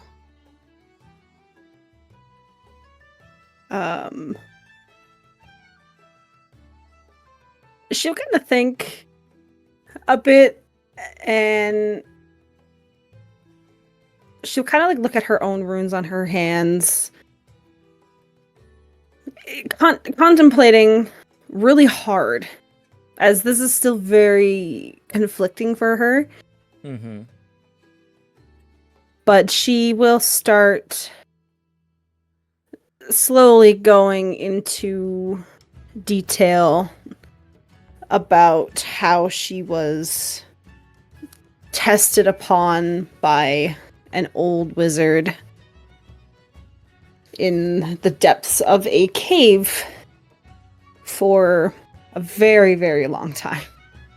She doesn't even know how long she was there for. And I did figure out the race for this guy. He is an orc, by the way. So, as you go into depth and explain some of the markings, she has like a perplexed look and almost kind of shocked expression. And these particular markings on your person, they're all arcane runes? She nods. Hmm. Yes. And to kind of show, she'll kind of. This might go very bad. She kind of makes a little, like, kind of like a little ball of air in her hand to kind of show. And as she does, the runes in that general area on her hand and kind of a little bit up her arm / wrist will kind of glow like a faint red color. Okay. Go ahead and roll a d2. Okay.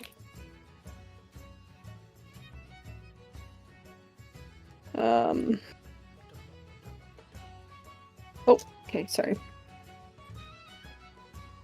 That's not what I need to do. /r space 1d2. There we go. There we go. Lol. All right. So,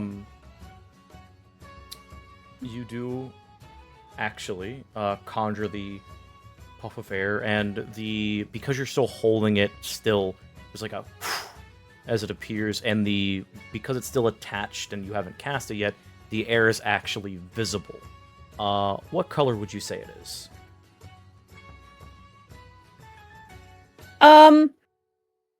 It'll probably have like a bit of blue mist paired with almost like a red unstable flickering Okay.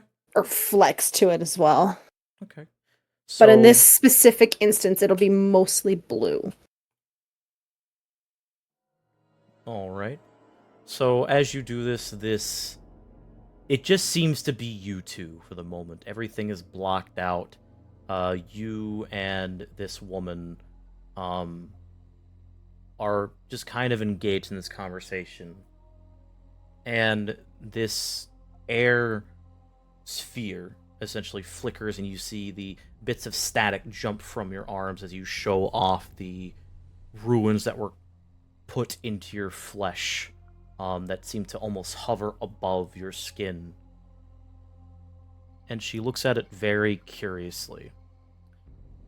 My. All of these are arcane ruins, aren't they?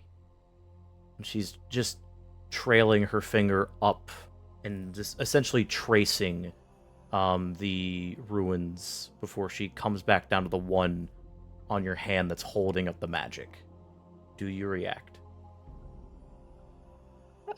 No. She will remain as still as possible, as she doesn't want it to go wrong.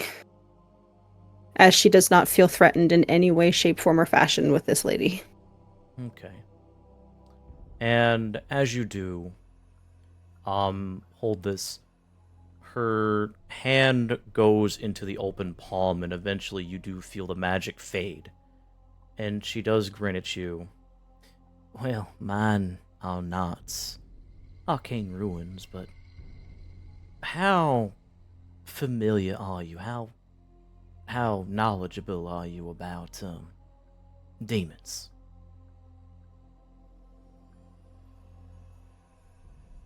Like in the creature sense, or what She you would nods. call someone.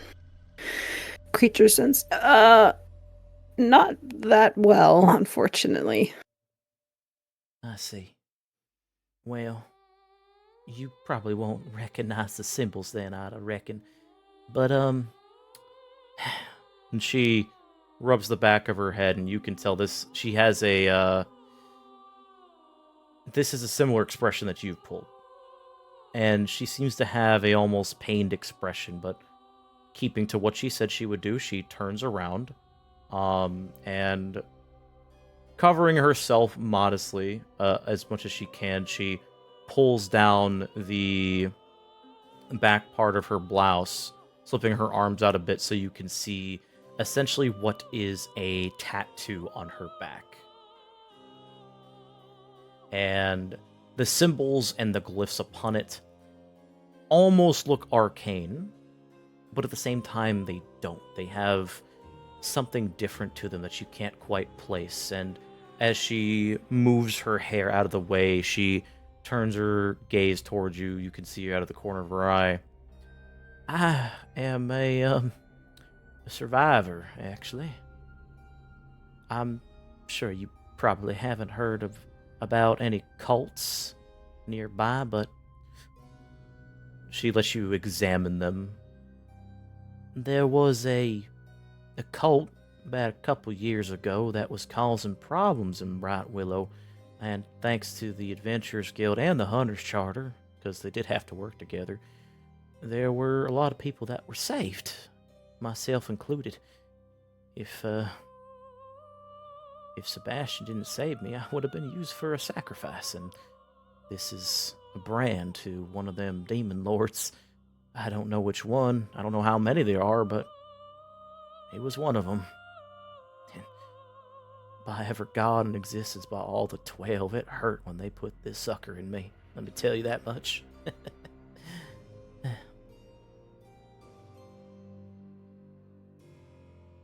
Akuji will have a very sorrowful but completely understanding look as she listens to her explain how it got to be that she had this on her.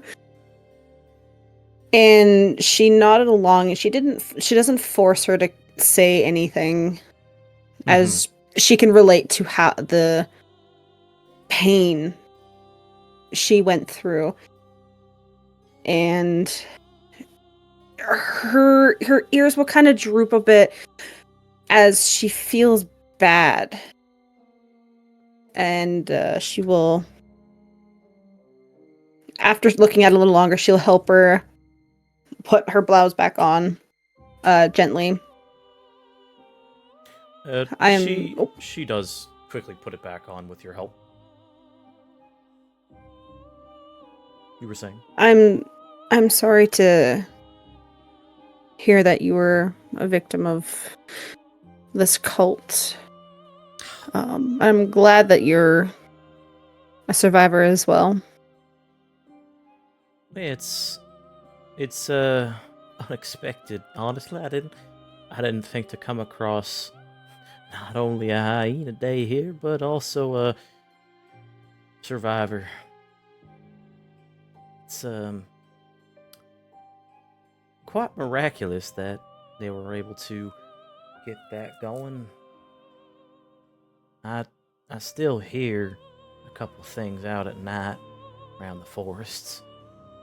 Considering that I'm still living out in the good old pasture near the farms, it's not that hard to hear, but people think that I'm a little crazy about it. I'm not sure if y'all can look into it, but I do know that there's got to be something out there. I'm not sure if it's the remnants of what became of the other people that unfortunately met their demise or whatnot, but maybe you could talk to Sebastian about it if y'all are working under him. And she gives you a very small smile. She adjusts her glasses. Akuji will nod quite firmly and very determined. I will make sure to ask Sebastian next time I see him and see if there's anything more that he can give us on this cult, and we'll see if we can look into the forest, see if we see any signs of odd activity, as I believe we're possibly going there soon anyways, so. Right. Well, anyway, I showed you mine, you showed me yours. I think it's nice and proper I should get you a drink now. Sure. And you feel this like little bubble that you guys were in just kind of burst a bit as you feel Rayleigh lean back into you. This is gonna be part of your fear roll, by the way, Thorn. As he kind of bumps into you, drunk. She'll jump as she feels Rayleigh suddenly lean against her, and she'll kind of bring one paw or hand to the bar, and like her nails dig in quickly. I didn't know they had a bed right here. So hopefully soft. Jesus Christ.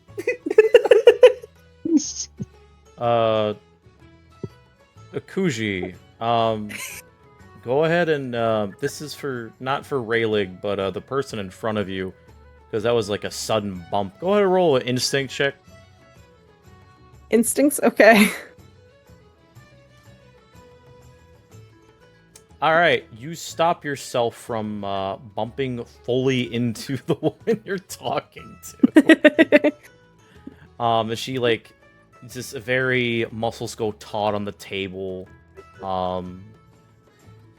showing that you're actually built, and just freezes.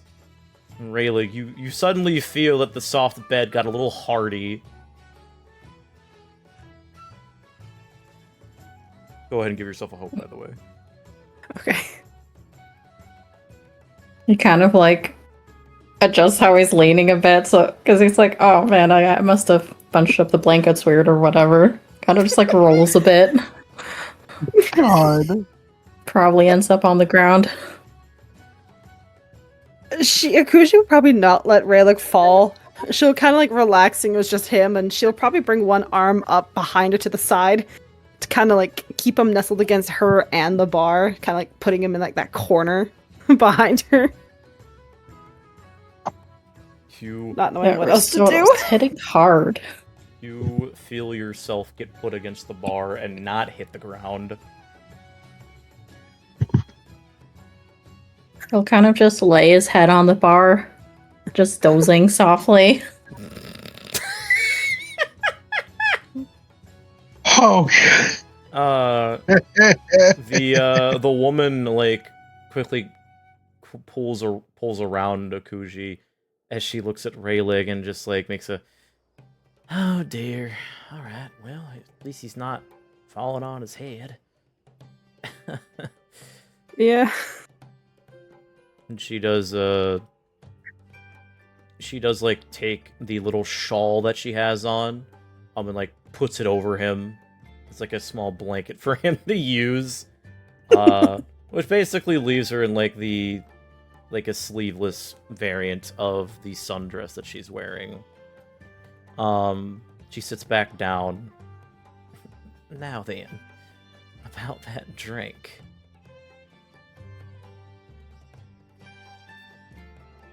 Yeah. She'll look at. Oh, sorry. Go ahead. No, go. She'll look at Bo, but before she hails Bo, she looks at the lady.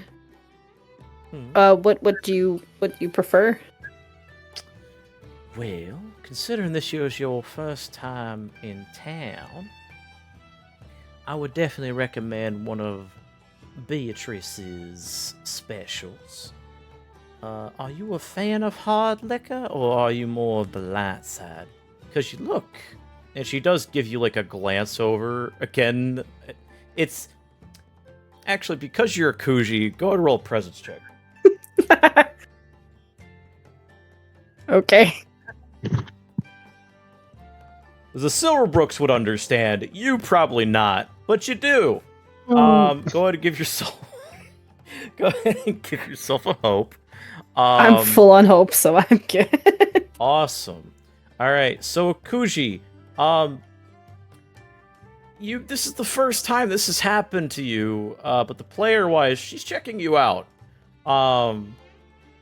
It's definitely because of the attire that you're wearing and the sudden flex, that she's looking you up and down, and she's giving like an approving nod. You definitely look like you can handle your drink, hon. Seeing that she's being like checked out, and for once, like, for not like as like, oh, what the hell is that thing? More of like oh, you look like a good person, like you look good and stuff like that. She'll get kind of flustered a bit. Her ears will give a little wiggle, and she's confused as to why her ears did that because she's never had that happen before. And she'll just stumble on her words and she won't know what to say. Murkon, you can see this.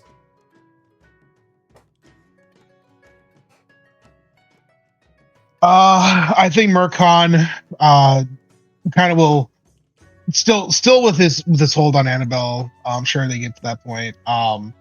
Yes. Kind of leans over, and he'll gently nudge Akuji, just to catch her attention. And as soon as he knows she's looking over, he kind of goes, "You all right there?" I don't know. I feel warm, hot. Is that normal? What's happening? You see the woman holding a hand over her mouth as she hears this.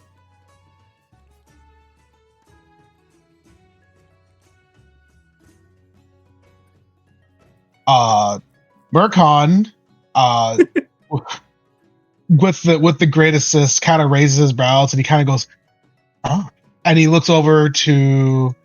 He didn't catch her name. He'll look over and be like, "Oh man, I just want to say congratulations. You're the first person to make her blush." Oh, is that right? Well, She blushes even harder. I am honored to have such the privilege. And Murkon, she has like I don't know if you have seen the animation, but have you ever seen like the animation of the Bunny Witch like on any of the social media platforms? It's like flat hat, sundress. It's usually in white. That sounds so familiar. Hold on. Yes, I have. Yes, I have. That's what she looks like.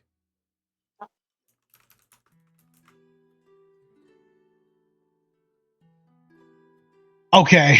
At that point, Murkon kind of nods to her with a slight tilt of his head, with a warm grin. He looks back over to, or he kind of leans over to Akuji and goes, "You want my honest advice? I want you to let your instincts feel how you feel. But your instincts are right on this one, just to let you know." Akuji will look at Murkon. Her eyes will kind of flick between him and the lady, who I also don't realize if she actually said her name or not. She did not. You never asked. Realizing this, Akuji will suddenly kind of like shake her head a little bit and then ask her, I just realized I never actually got your name. You know mine? I feel like it's only fit I know yours. She continues to giggle as she gives you a nod. I must have been caught up in your my intrigue about you and your parents. Not that that's a bad thing. That I forgot to introduce myself. Pardon my manners, Miss Akuji. You can call me Jezerine. And she tips her hat towards you, her really wide-brimmed white flat hat. It's a pleasure to know your name, and I think it's a very lovely name. Well, I think Akuji is a beautiful name. For reference. Okay, thank you. And Murkon's gonna pat Akuji on the shoulder, and will look over to Beatrice, and kind of goes, "Liquid courage for her, please." Oh, of course, I've been eyeing that for the last couple minutes. She eventually does slide down towards you and Jezerine Akuji. Madame Akuji, would you like a lovely special I have specially prepared for this occasion, as I am a very observant barkeeper? She's like a very big but very mischievous smile on her face. Oh no. She'll nod quickly. Yes, please. Two. Oh, I know what Jezebel likes. Don't you worry about that, darling. But you look pretty sturdy. I think I have the perfect brew for you. Don't worry, it won't taste like piss, and won't smell like piss. It will definitely be very, very good. And she runs to the back. You can hear the door swing open.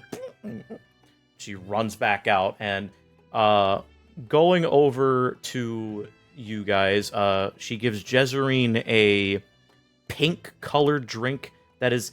All these drinks, for reference, they have, like, the same, like, the mead/ale kind of frothiness at the top. She gives Jezerine a pink one, which she just casually sips, eyeing you with one eye open.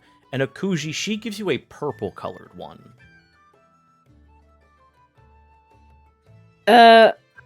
She will take the mug and she'll kind of eye its color for tilting it, but looking at Bo and Jezerine before taking.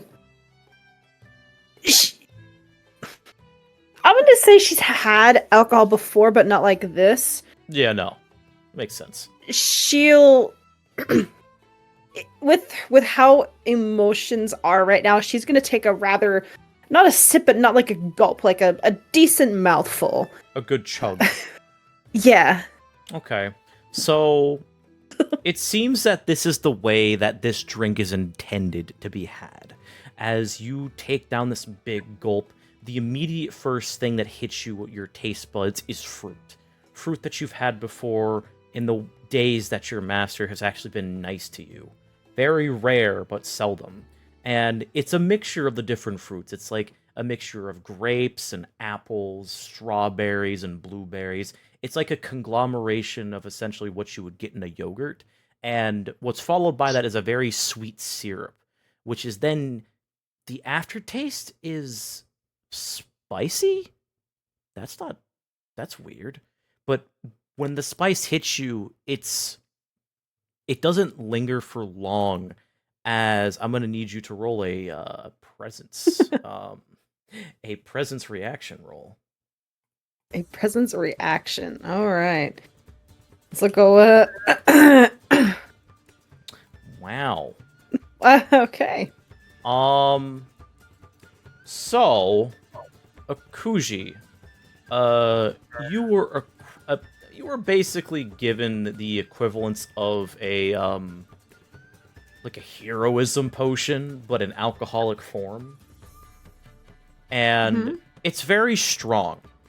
The good thing is that unlike Raylig, you are not drunk. You are tipsy, however.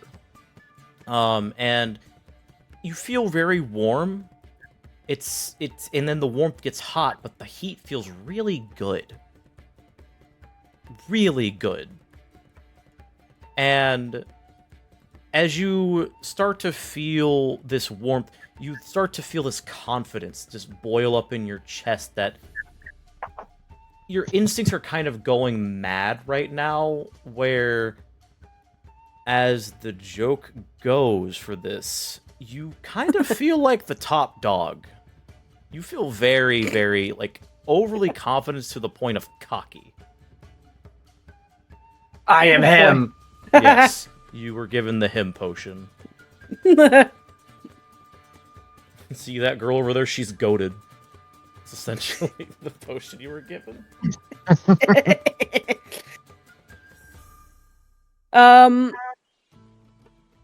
Akuji will kind of like sit straighter in her stool, and she'll kind of like roll her shoulders a bit before looking at Jezerine.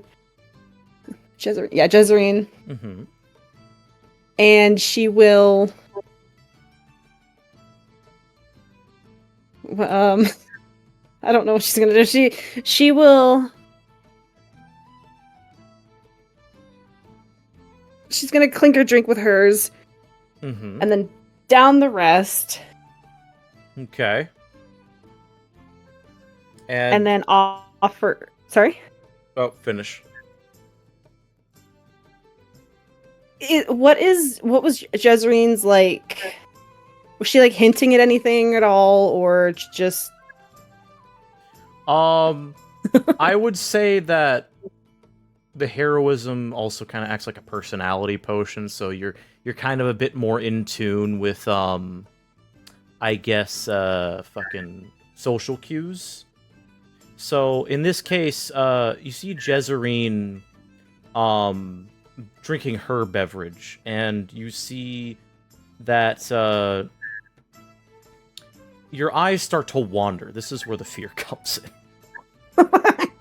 Your eyes start to wander, Akuji, and as they wander, they go to places that you wouldn't normally look, and they linger for a bit too long, as you see in these certain parts going down from her arms, her legs to her chest, her face, you see that there's like a slightly more, like a fresh layer of sweat that has accumulated as she looks a bit more glossy.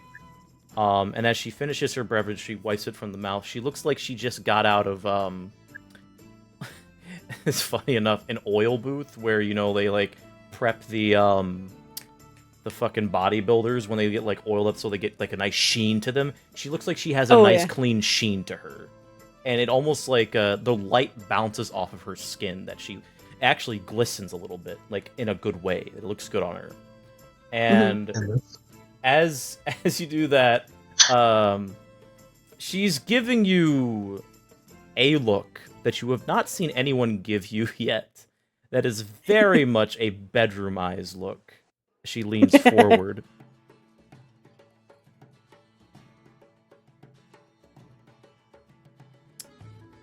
And this is the other thing. I just remembered what I was going to say and add on to that. And I will whisper to you in DMs the one thing that you can actually smell that hits your senses. Oh.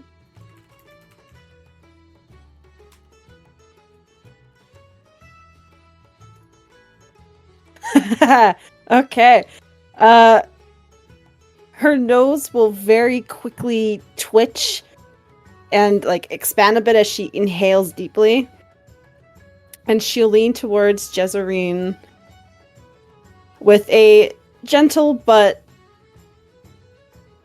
eager smile and whisper lowly, "Shall we find somewhere a bit more secluded?" Well, if you're definitely interested in getting to know our Markins a bit more intimately, I'd be delighted. I do indeed. And she will actually grab you by your like little torn crop top and lead you upstairs. She will very quickly follow. All right, and Mercon. Her tail against her better nature will be, as weird as it's going to sound, just Amazing. wagging as she's going up the stairs. Mercon, you see Akuji, like your brother, get taken upstairs. Oh, be one quick second. Sure. I want to do a thing. This episode on Fractured Shadows, the sex episode. There they all are. Sure, yeah, I was saying. Everyone's getting laid except Rayleigh. Railing. Really. He's having the eep of his life. Bro is snoozing. Why do I feel like he's the one to win one out of all of us? I don't know if you can see these. One D&D. In this session, Akuji learns she's no better than any man. Mood. That's basically what I was trying to say. Oh god. Christ. I am not a human being. I am an animal. In this session of Fractured Shadows, we learn that someone does indeed have feral instincts. Yes. Did you get the thing, GM? I did not. Oh, I think it went to something else. Uh-oh. You could give it to me in Discord, if that works. I'm gonna do that real quick. Just something so I didn't want to interrupt real quick. Yeah. That's great. It's Good dog. an earthquake.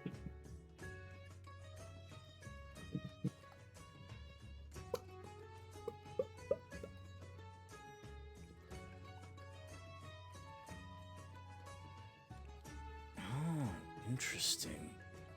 Okay. So, Damn shoddy, okay. I'm ready.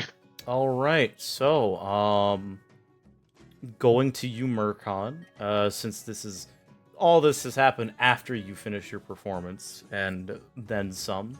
You see Anna draped around you, as you still have a very much purple lipstick stain on your cheek from Beatrice, as she just saddles up next to you. So, what's next, Mr. Jester Boy? Can't say. Job's done and night's free, and there's not much else to do while we're all having a good time in a a much fresher bar now. Okay. Well, fresh bars and fresh performances and fresh drinks aside, what about fresh tastes and certain local delicacies, You are a hero, after all. Yeah, I would be more than happy to find something new if that's what you guys are offering in a town like this. Well, I can certainly... She does, eye you a little bit as you cough. I can certainly give you a thing or two, teach you a thing or two that possibly Silverbrooks didn't teach you. Some of the local tricks of the trade, even.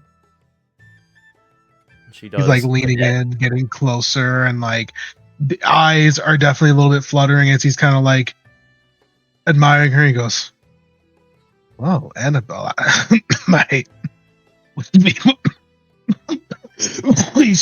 And as he starts to cough, you can see his body kind of lurches forward a little bit as he hand goes to it. He takes a drink of his cup and then he turns away. Excuse me. Whoa, frog in the throat. I'm gonna hold that thought, please. You're right. I will be right.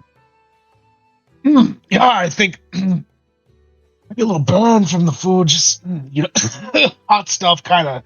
Just gonna freshen up real quick, and he quickly gets up and makes his way towards a latrine or a restroom of some sort. Okay. Bo sees this sudden change in demure, and she quickly guides you. The restroom is upstairs. Just quickly go up the stairs and take the first door on the left. It should be right there. Thank you. And he moves a little quicker in a way where you can. For other people, it'd be hard for him to kind of tell. He's just kind of moving with a little more grace, probably a little excited at what was coming through. But as he gets into a more darker space, he kind of moves forward. He rushes into the bathroom as soon as the door opens, the coughing turns into a gasp as he starts to close the door, and the coughing rattles him hard. He is just as he rushes over to anything close to his sink and just hand grips the side as he lets his breath try to come back. Murkon, I need you to roll based on what you told me. I need you to roll a strength reaction save.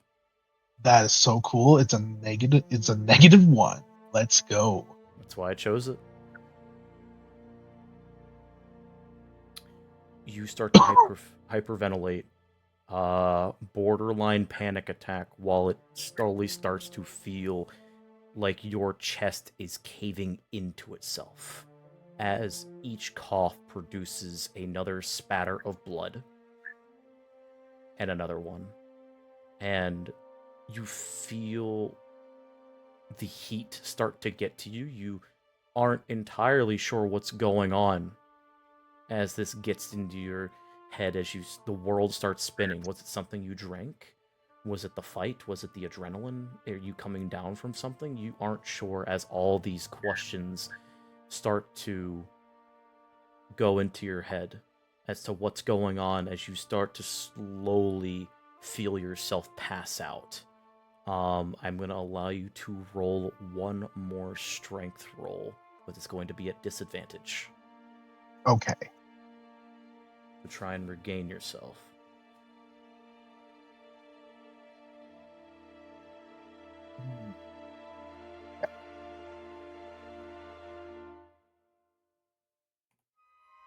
Ooh.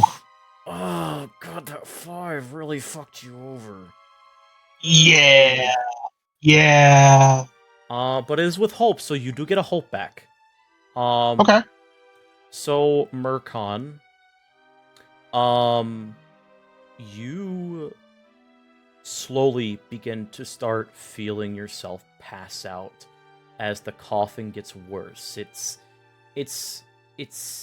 something you've started to realize that you've seen before, and you didn't think that it would happen again. Not any time as an adult, but you remember this, where it came from, as a brief memory of your mother comes into your mind, and Calmet comes into mind, as your vision starts to go black, and you then start to hear a... and then the door that is holding you in the bathroom breaks open, as you hear a...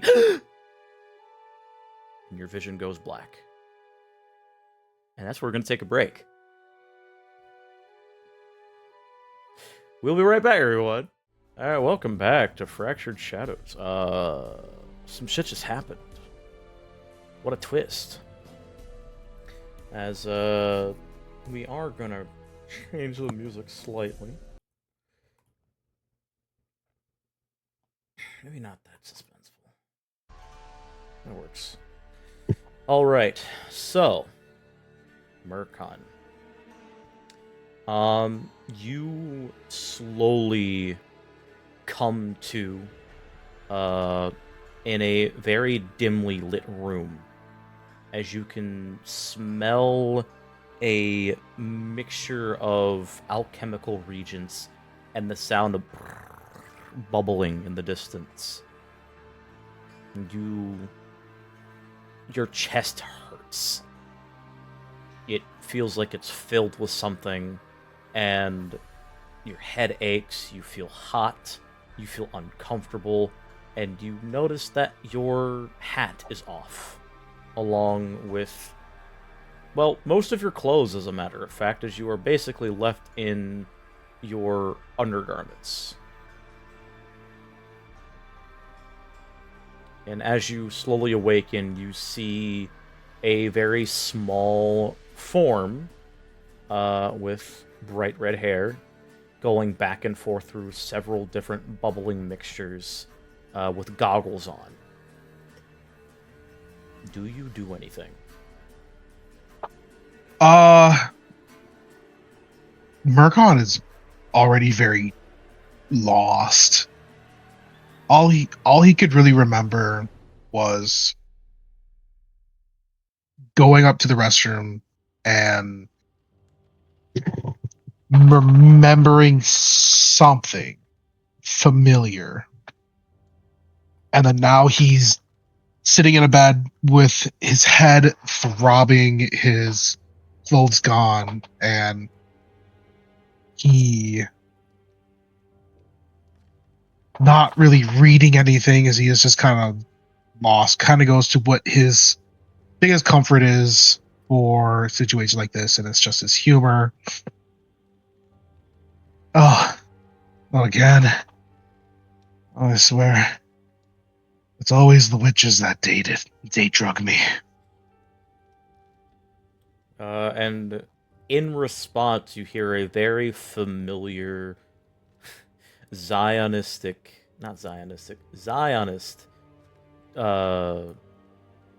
fucking accent. Well, I assure you, handsome, that this is I'm not a witch. I can assure you that. I serve you drinks, but they are good for you. They don't make you die.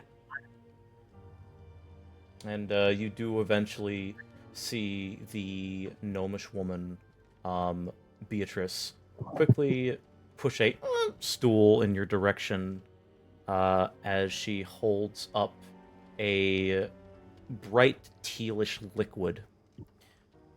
Now, I know that you're very tough, but can you handle a specially made concoction that will possibly hurt your lungs? Murkon looked down at the tincture and then back up at her in a very like. For once, you could tell he's not as brave as he would be for this kind of thing, but he does, knowing just how nice she's been, he does like hold his hand out to take the tincture as he like sits himself up with a little bit of a wince, and he does Slowly? go ahead. He does start to slowly drink whatever this is.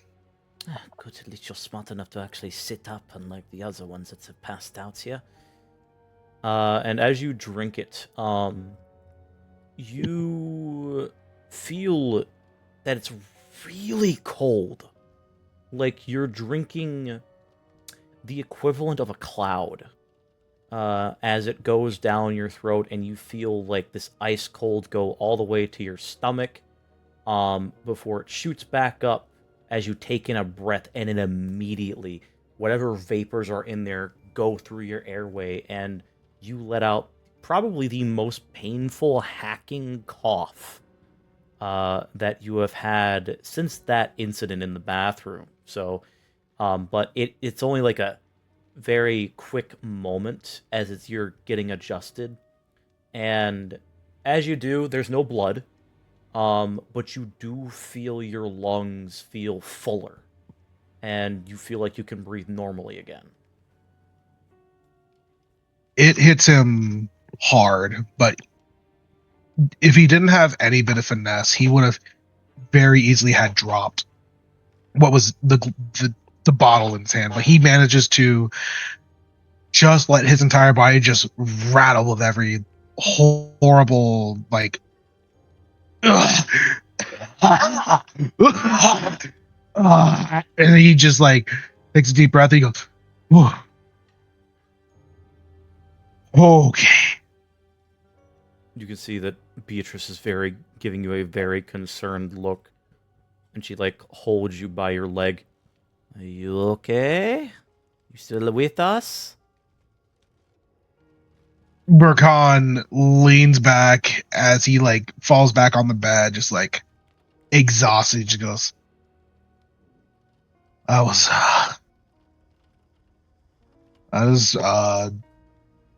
going to be at a hard sell on the menu, but I'm sure you'll get some good challenge shots from that. Don't you worry, this mixture is not for drinking. There is a reason why place is called the Tipsy Tinkerer, you know. It was either that or the Aloof Alchemist, and well, Tipsy Tinkerer seems a bit better for business.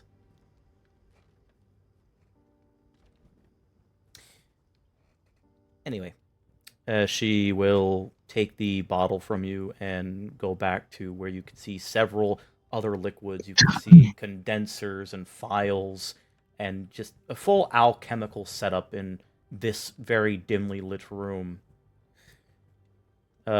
Which, based on what you were told about Beatrice, the suspicions and thoughts on her being an alchemist were indeed true, as there is like a full-on, like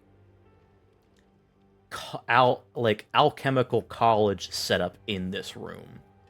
As she's like quickly going back and forth, and you even see her like quickly take one of the small files that you swear are like these crushed up.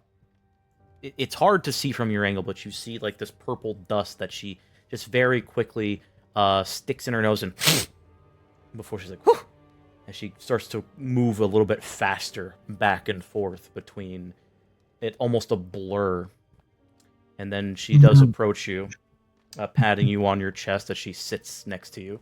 All right, so, what are your symptoms? Do you feel lightheaded? Do you feel heavy? Do you feel sweaty? Name everything you can. Whoa, okay. Murkon kind of like looks down at her and just kind of like, okay, I'm fine. I don't know kind of what happened, and probably drank a little much, but I'm doing okay. I'm doing all right. So I don't know if I did something or say something while I was out. I apologize if I did, but really, I'm good on the on that stuff again. Woke me up real good, and it's not like he's avoidant. He's very just confused. She can tell there's something kind of. There were some steps missing between from when he went up the stairs to now. Okay, so let me see here. Lack of memory. That's not good. What was the last thing you recall before you went up the stairs?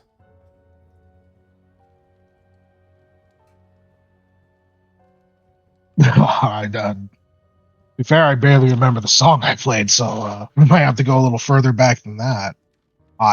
He kind of has a smile on it as he's like watching her, kind of like she realized he's not taking this as seriously as someone in his case would. She, like, her eyes narrow at you, a little annoyed. Marqui, if I may be blunt. First of all, you can cut the shit. You passed out in my bathroom, where the washing receptacle that we wash our hands in was coated in red and black.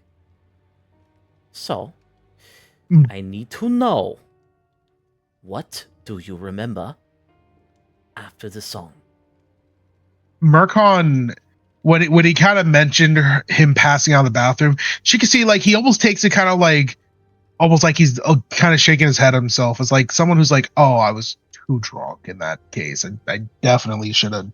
But as soon as she mentioned the red and black on the washing receptacle, he starts to like, his expression slowly falls again. He starts to kind of frown. He goes, what? All I remember was talking to that one girl, and I went up the steps, and oh, what do you mean black, like, and red? What are you talking about?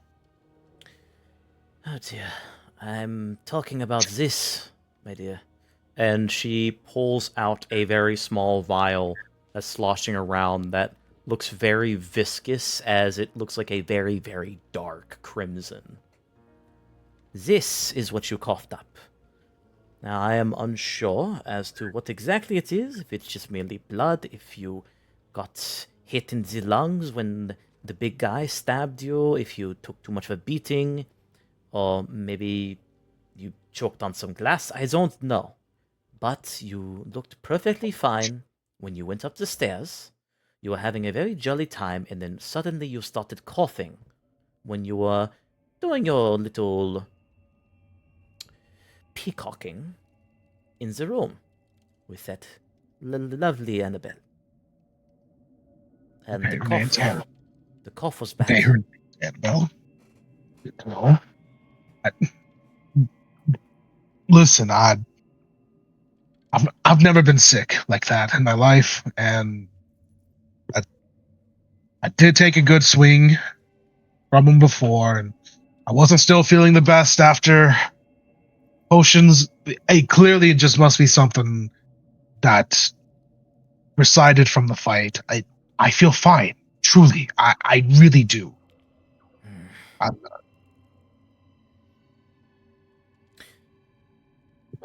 And she gives you a very concerned look as she puts a hand on your chest, and then eventually does lean her ear down to listen to your heart rate. Mm. Pulses are normal, at least. Are you certain? Murkon just kind of shrugging, goes, "Think it was just bad, just bad tolerance and a little bit of a bump along the way, but I feel just fine now." I mean, I've seen black blood get that black before. It's kind of probably just a light thing. That's the issue, Marcon. It wasn't just blood. It was a mixture of black bile and blood. I mixed them together to see if there was some sort of reaction, and this is what I have now.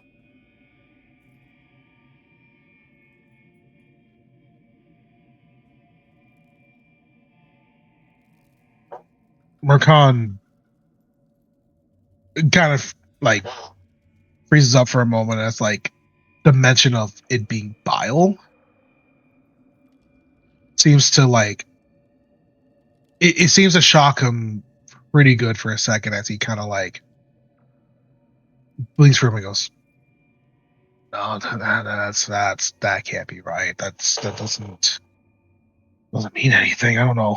You can't really go from feeling good as I do to being spitting up black stuff." Yes, that is why I'm very concerned, Mr. Silverbrook. You do understand that.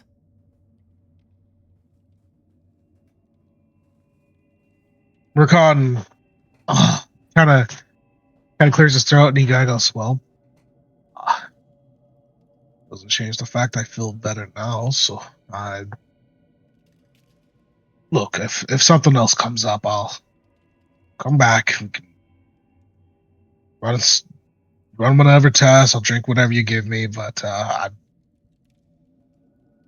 we we got too much to do before I can do anything about worrying about anything like this. And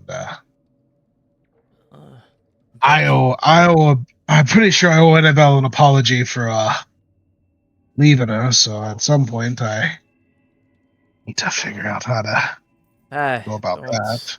Don't worry about Annabelle. She'll be fine. She's seen her run of the mill of things happen. She honestly left when she saw you get sick. She thought that you may have gotten what was the word? Too big for your britches, I guess. Maybe a little weak at the knees. I knew otherwise. I saw the panic on your face.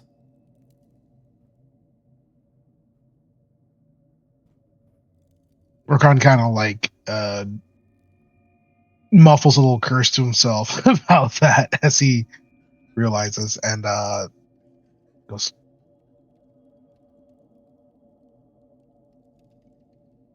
yeah. So I'll call it a night then, but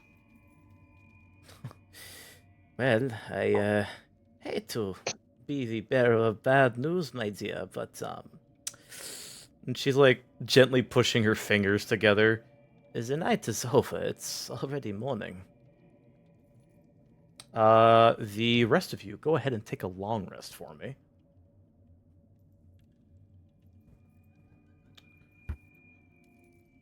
Murkon, because of what the lovely little gnome alchemist barkeeper did to you, that will not go into effect just yet.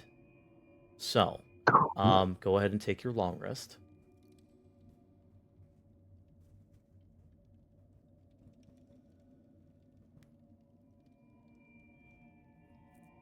Okay.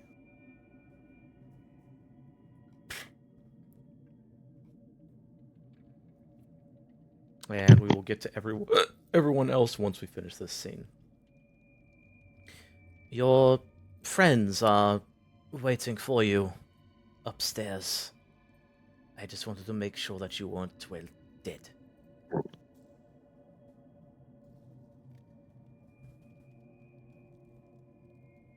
Mercana kind of takes his time to recollect everything that's happened or what he was told. And he just goes, they don't know, do they? Not yet. I just said that you had a bad night. Alright, that's good. Doesn't need to be more than that. Like I said before, and I will say again, it is not my business unless you make it my business. The only reason why you're here to begin with is because you are in my bar, my dear. And, well, you are cute, so wanted to do you a little bit of favor for doing me a favor, no? Fair enough. That does put a smile on Mercon's face as he kind of looks around. Where did my clothes go? Oh, they're over there. I made sure to clean them. I wasn't sure what happened, so I just set them out. And you do see that, like, nearby on a chair, you see your attire neatly pressed and folded. Your hat's, like, on the top. You really are an angel. He does get up. Already. He moves fine, but he definitely is not modest as he goes to get himself dressed. She is not modest and staring. Are there any scars on his body that are relevant? As a matter of fact, he moved pretty swiftly from the side as he goes back to his clothes. She would most definitely have gotten a good sight of it, being that he was derobed for whatever she was doing to like look over and tend to him. There are 4 large claw marks that go from the very center of his left shoulder running all the way down to his right hip with a very jagged, torn outline. And a lot of the scarring in the center still has a rough silvery skin to it, but the rest of it being very dark and colored as you would imagine scar tissue to be. She does glance at it as you're changing. You wouldn't happen to remember where you got that nasty mark there, would you? Mercon, she almost in a way where she can tell like that is not a response Mercon typically gives. Mm-hmm.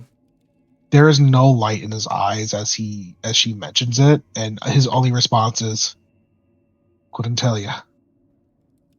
As he not hurriedly but very like trained, in normal fashion, he buckles up his coat and his shirts.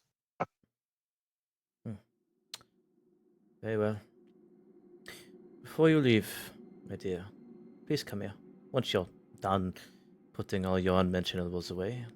Oh, do please take your time.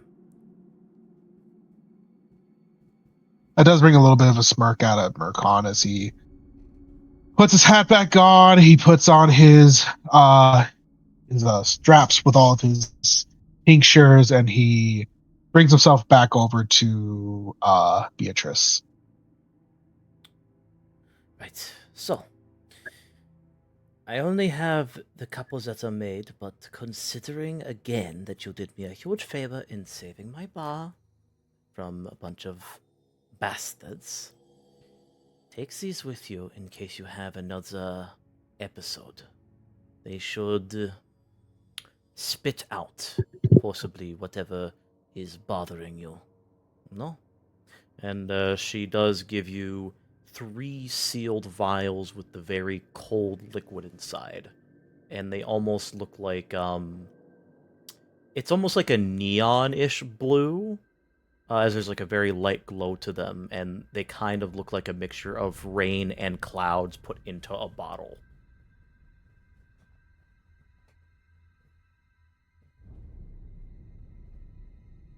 Murkon, he'll look at them and kind of let them glow in his hand as he stares over them before he moves them into the little holders on his straps across his chest. On the other side, where his like greener ones sit, and he looks back to her and goes, "Thank you again, Beatrice." Of course. Can't have you dying on me now, can I? That would be a shame. Just got your bar cleared out of some piss trolls. Plus, I do want to see you again. I did want this to be our only time we talk to each other. I did miss Rayleigh. I would hate to miss you as well. I'll make sure to bring the old drunk around more too. Come. There's some business aside that you need to take care of, considering. There's someone else waiting for you upstairs. And she does guide you towards the stairs where you eventually are led back up towards the bar proper. Alright, so while that's happening, everyone else, what are you guys doing to prepare for the day? Thank you. Yeah. Akuji's probably smoothing out her fur. Yeah. Mm-hmm. Oh, It's all Yep. matted and sweaty, the whole thing. Yeah. Yeah. It's definitely a more enjoyable experience than you've had in some time, Akuji. And she lived it to the fullest. Indeed. So, what are you doing? You are... Yeah, what are you doing for your rest? I believe you can also do it yourself by checking it. So who are you asking? Yeah, who? Akuji. Oh, fuck, sorry. I'm pretty good right now. I don't need... I did my last bit of my health and armor on my short rest. Alright. Okay, so if there's no project you're working on, we'll just conclude that. As you do feel, as you start to smooth out your fur with your claws and start to mat it down a bit, you do feel a pair of arms go around you.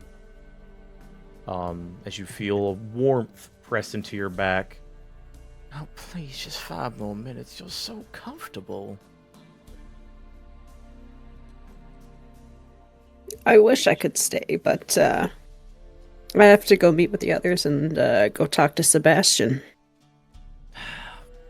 Damn, no fun, all work, no play kind of sort, I see. Very well. And you will feel a kiss on your cheek as you feel the weight get off the bed as she also proceeds to clean up and get herself dressed. Leo, what are you doing to prepare for the day? First things first, gotta make sure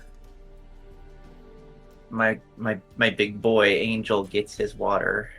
Maybe, Yeah, you maybe do get something to snack on. you do get half dressed enough to go outside, and with the scent, Angel has followed you to the door of your room where he is currently sleeping. And he smells the food, sees the water, yawns, and looks at you, Good morning. tilts his head, You squints his said- eyes. You would set down the things as usual. It seems like he's very used to just pampering Angel in the morning. Angel does lick your face when you go down to set the food and water down, per usual. Of course, But he he- gives him a big old pet. And he does leave you alone to get yourself ready as he munches and slurps. As you do come across a half-nude Damari woman, purple woman, that is currently fiddling with your whip, as she does eventually toss it to you. You like Good that? morning. Good morning to you. Just like takes a look at the whip, and just like, you like it? Very much, yes. It's a shame that it was not used. I can't show off all my tricks the first go around. Sometimes. Such a shame. Well, suppose a taste inkling is enough. Very well. I'm assuming you're going now, yes? Yeah, I gotta check on the others. Very well. I will leave you to that. I know that's your type, always busy, so no need to worry about that. She proceeds to put her pants on, as she gets dressed herself. Very quickly, surprisingly, a little puff of air in her face, as you see a little bit of a swirl of a lavender-colored magic go across her body, as her entire attire just kind of proceeds to button itself together and smooth everything out. Now, I will leave you to your work. See you later. And she gives you a kiss on the cheek as she walks out the door. Because like a small nod. All right, sex over. Back to the cat. No So more- real. And as she leaves, Angel does nudge his bowls into the room and just sits by the door waiting for you to get yourself ready. He finishes that up. It's like, yep. He grabs the bowls. Alright. And Raylig, despite your comfort, you wake up outside. Oh, And you were on a bench. And I think his back does crack as he sits up. In, in the doghouse again. And he stretches his arms. You do feel a weight on top of you as you see a auburn-haired, really smelly dwarf laying next to you on the bench. He just lets out like a like accidentally like pushes them off the bench. Oh shit. I was like, damn it. And he's like on the ground, just falls. Shit! We're overboard. Fuck. Alright. Which one of you pissed in Zale's Cheerios this morning? Oh, God. My apologies. I didn't realize that it was you. Oh, really? Yeah, they may like you here, but you can't sleep in the fucking tavern unless you get a room, and you and I were passed out, I think, so they just put us on the nearby bench. Fuck. Man, I gotta bathe. It smells See. awful. That's fucked up. Normally Beatrice puts me on that bench, like point to a bench across the way. It was a bit jarring to wake up in a different place. Yeah, I'm not, this is usually my bench, so I'm a little surprised that you put on the same thing. I don't think she was actually, the one that put us out here. I saw some bigger hands, a couple of McKin, maybe. You didn't happen to see a couple of dwarves by chance, did you? They also in the Adventurers League. Yeah, those fellas. And I think I did make their acquaintance last evening. Right. Okay. Well, if we're sleeping on the same bench on top of each other, I have no doubt in my mind that is them there's fault. I see. He does brush off the dirt from his clothes. Walks over to whatever fountain pond is in the area and just like splashes water on his face. Roll a instinct check, Raylig. Dysentery check. Unbelievable. Oh, Okay. I was about to fuck with you really bad, Thor. It's not his first rodeo waking up outdoors. You walk over to a puddle, and then the smell hits you like, It's like, no, that is not what I'm using to wake up. And then you notice and hear with your ears flicking to the side a little fountain as it like actually goes about, and you walk over. It's very clear, very clean, and you splash and you see just how haggard you look. Your hair is messier than normal. Your beard is growing a bit, looks even more scruffy. Your horns are okay, but your clothes look tattered.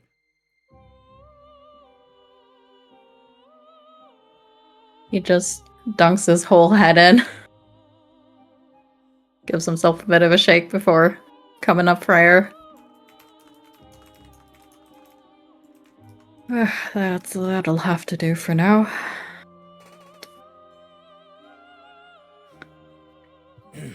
And I'll head back towards the tavern. All right. And consecutively, as each of you go and get yourselves ready, with Murkon, of course, being the last one for obvious reasons above table, you all walk in. Raylig, you walk in the front. Akuji and Leo, as you guys are leaving your rooms are opposite of each other. And you just kind of stop, see each other, and then go downstairs. And downstairs waiting for you, you have 3 people. You have Sebastian, you have Rose Dove, and you have the archivist, Lalandro. Or Lalandros, sorry.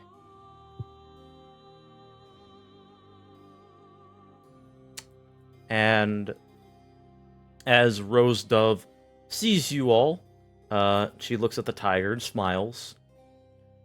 And Lilandros does greet you all before looking to see Rayleigh is still here and immediately sneers at you. Good morning. This guy. He's still sopping wet. Yeah. He walks over to his pack, which wasn't chucked out with him, and pulls out an even more worn-looking jacket and uses it to dry off his fur. Charming. I was used to being in the doghouse. Leave him alone. God. It's true! Charming as ever, Keith.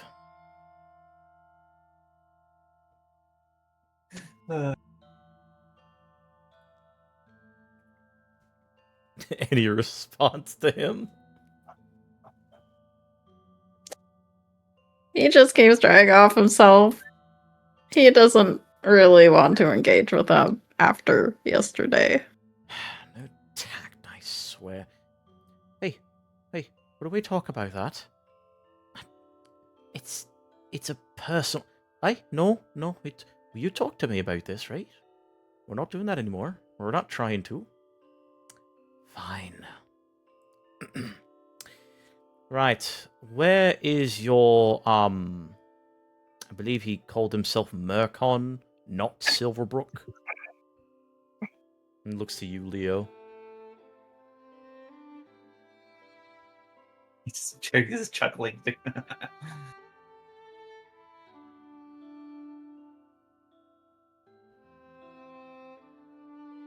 He raises an eyebrow at you. Sir. Well, where is he? Do you know? He's gonna just like put a finger to his chin and just like, no, I'm not entirely sure. Figured he'd come down with the rest of us. Right. Well, we can't rightfully talk about business without the whole lot of you here. And most of the riffraff have already cleared out, thankfully, save for your nightly endeavors. And you do eventually see the two women come down the stairs. You see the Damari woman that you never got the name of, by the way, come out of the bathroom. And you see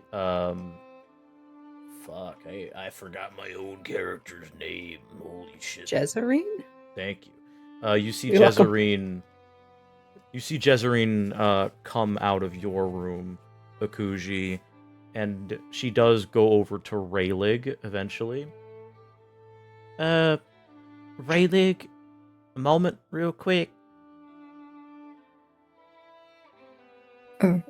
Yes. Leo's still kind of looking around, just wondering where the hell his brother is. You still have that white shawl that was covering you up last night? Kind of need that back. He's gonna look around his pack, not see a white shawl, and run outside to the bench It's and there. see it kind of scrunched up on one side, and kind of like he picks it up and like does like to shake it out a bit. There's drool on it. There's a little dirt on it. Oh, It kind of God. smells. No wonder they got the doghouse. It smells of wet fawn. He's gonna rush over to the fountain and just give it a good dunk for 2 seconds before wringing it out. Oh, Rayleigh, go ahead and make me a finesse check with disadvantage. oh no. Sorry, I'm over This is it. gonna go so well. Everyone, you Oh. guys all just see Rayleigh run out very quickly. As you can What's see wrong him with through him? the window. Akuji and Leo, you can see him through like the glossy window. Him like running over to a nearby fountain and like dunking his hands into the What is he doing? Oh, Is he dear. trying to clean it? What kind of check did you say it was? Sorry. A finesse check with disadvantage. Finesse with disadvantage. Oh no! Ay. Oh. Oh no! Ah, yum yum fear. You Ooh. do like you're going so fast that you actually lose your grip on it, and it's now completely soaked. But not only that, because you're not expecting it to be so heavy from the water, you drop it into the foul-smelling pond. This foul-smelling pile that you avoided near the fountain as you're running back. And it's yellow now, no longer white. Oh. Fuck. Holy His- heck. That very sad expression that he gets, like, whatever joy was there yesterday, it's gone. It's just back to the very depressed looking face as he, like, slowly picks it up and gives it one more careful dunk in the clean water before walking back looking very defeated. Just ears drooping. See, as you dunk it in the clean water, the clean water starts to turn a slight tinge of yellow. Yo. Uh-huh. Oh. Leo's watching the whole thing just like completely like, what the fuck? Leo, I'm assuming you stepped outside to observe this a little better. Yeah. Okay, so yeah, you see Raylig bamboozle himself into misfortune as he dunks the entire, like, shawl, which is, by the way, a cloak, into the fountain. Drop it into a large, like, pile of piss. Pick it up, and then proceed to dunk it back in the fountain. And now it's just a slight tinge of yellow instead of just being completely yellow. He put piss in the fountain. And the fucking fountain, you can see, has just a slight tinge of yellow in it as well. Rayleigh, I don't know what god you pissed off. I think it's safe to say you're not going to get your shawl back, Jezerine. Jezerine is like, she's still by the bar as she's watching this, like, huh? What do you mean? Your nice white shawl now has a funky smell and a faint yellow color to it now. Really starting to feel for you, buddy. Just puts a hand on Rayleigh's shoulder. God damn it, Voodoo. The fucking Leorio picture. Fuck. I gotta use that fucking picture, dude. It's just Leo staring. Is Leorio? Fuck. Oh, yeah, dog. Oh my god, I'm actually dead. What the fuck? You broke the entire party. Really? Okay. Jezerine, like, stares at you for a moment. Don't tell me Iliad blessed me this day. Please don't tell me. I apologize greatly. I tried to fix it, but my hand slipped, unfortunately, and the damn thing, Rayleigh. Fuck. God damn it. That was part of my nice outfit. Now it's covered in piss. Good job. at least it wasn't your fur-lined coat like the time previous. She glares at you immediately. Yes, the one that my mother gave me. Oh. I see. You hadn't mentioned that detail the last time. And he kind of like just drapes the cloak over a chair so it could dry out, not knowing what to do with it. Saddest I thought you were fucking gonna say drape. You put it on her? No. That would be I so thought of her- fucking funny. I'm not gonna lie. I thought that's where you were gonna go for a second.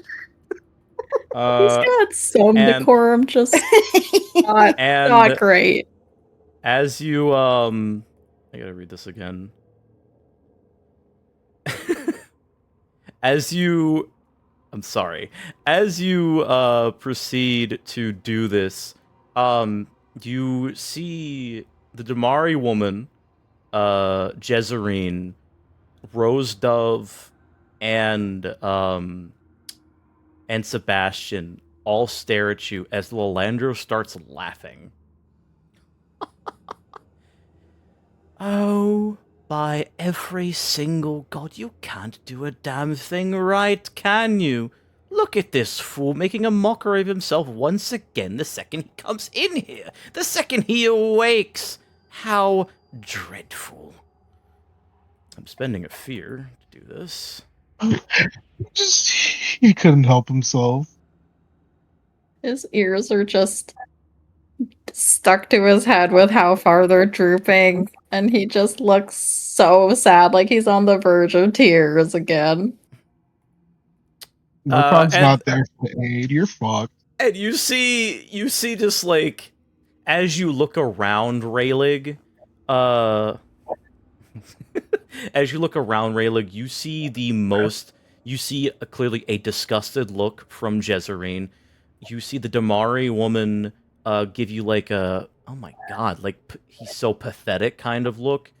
You see Rose Dove simply frown at you, and you see Sebastian rub the back of his head very awkwardly, looking away from you, and Lalandro smile. See, I told you, Seb. Look, he's so pathetic. He can't even wash clothing correctly. No wonder his wife left him. I'm gonna also use the mockery. So go ahead and roll a presence reaction roll for me, please, Raylig. Presence reaction roll.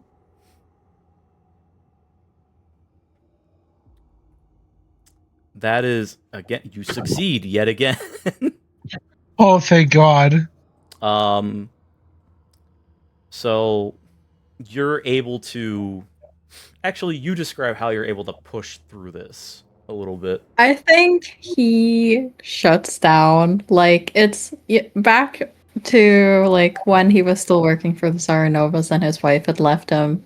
I mean, actually, no, I take that back. Back to when he was working for the Saranovas in general. Like, as over those years, he kind of developed a safety self-coping mechanism of just shutting down, like, when it's not feeling great. And so I think the others can kind of see that, where his eyes kind of just glaze over a bit, and he just grips onto his, like, his hands grip onto his pants as he like sits down on the chair. And he kind of just looks at a point on the ground far away and just takes what Landros is saying, just, you know, trying to let it wash over him as he can. There you go. Go and be the sad sack that you usually are. Now then. Which, yeah, Landros would be familiar with seeing. Yeah. And Sebastian, you see again, rub the back of his head. Well, that aside, bit of a sad display there, but suppose we can go back. Suppose we can push past it, eh? Let's make sure. I just realized I fucking switched accents so fast. Hello. Let's try to push past it, eh? Just gotta wait for your brother to come back up, for wherever he is, and we can get down to business, and we can quickly be out of your hair. How's that sound? Make sure you keep, just make sure you keep Rayleigh away from any ropes. You know what I'm saying? We won't have any ropes around here for any time soon, so don't worry about that. Just make sure that we don't have any business with any scaffoldings nearby, eh? Lalandros? Yeah. And you just hear a... like, yes, we won't have any buildings that are under construction in the recent week or so he should be perfectly fine. He's gritting his teeth a little bit as he glares up at Sebastian, who's just all smiles. Perfect! Right there. And it's at this time, Murkon, that you come up with your additional blue vials in the side of your little coat. And you see, just guiding you, just in case, but keeping it very subtle. Excuse me. Jesus. Guiding you subtly would be the gnome alchemist, good old Beatrice, as she hops back up behind the bar. In what world do we need to be talking about scaffolding at this time of day? We just woke up, didn't we all? I'm And afraid you. Murkon, Go ahead. Murkon walks in. As you know, what as jovial as you would kind of see a man getting up in the morning. He seems pretty much in very high spirits. Actually, like he's kind of got a little pep in his step, as if something happened in the morning for him to feel as good as he does. He makes his way over to the group and kind of eyes everyone, kind of seeing who's all here. Go on. He just gives his brother a look. It's just like, look, man, if you saw what we saw, you'd know why we were talking about it. You do see Beatrice hop behind the bar as she just kind of goes about her daily thing of cleaning what was left behind, which there's not much from what you can see. And you do see Sebastian, Lalandros, the unnamed Damari, the purple Damari specifically, and a very, very, very annoyed looking human woman that you actually don't remember the name of, I'll say. But you do know that she fucked a Duchy.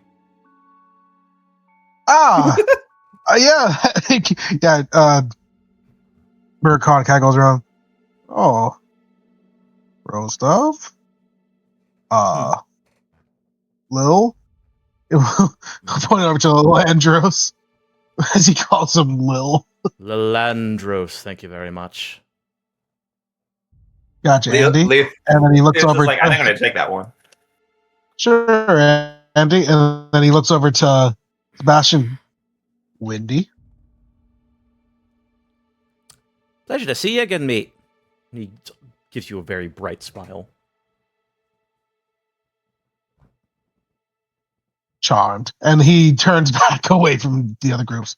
Oh, I guess you found us. I figured we were going to come together to find you all, considering we got the job done. And as you got the reports, we did a pretty damn good job of keeping everyone alive, didn't we all? And he turns back to his group with a good, proud grin on his face. Speaking of, what check you so long to get up in the morning? No, I just had to work on a project. Getting closer to some stuff I've been working on. A little surprise for our next venture. You hear from behind the bar, Leo. He worked on the project, all right. Leo's just like, all right. No more questions, just like, I see.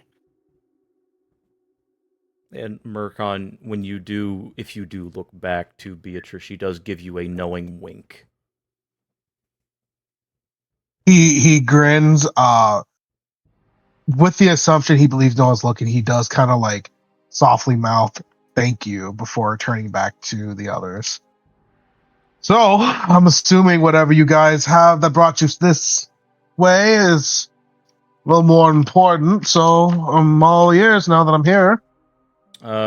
Rose Dove does approach you, as does Sebastian.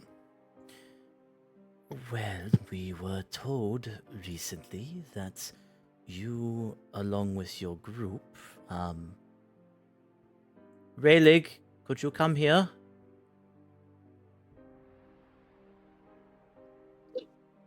He, like, is still staring at the point. It takes him a couple seconds to realize he's being called. When he does, his, like, head just snaps over there, like, what do you need? We need you here since you're the adventuring representative in your party.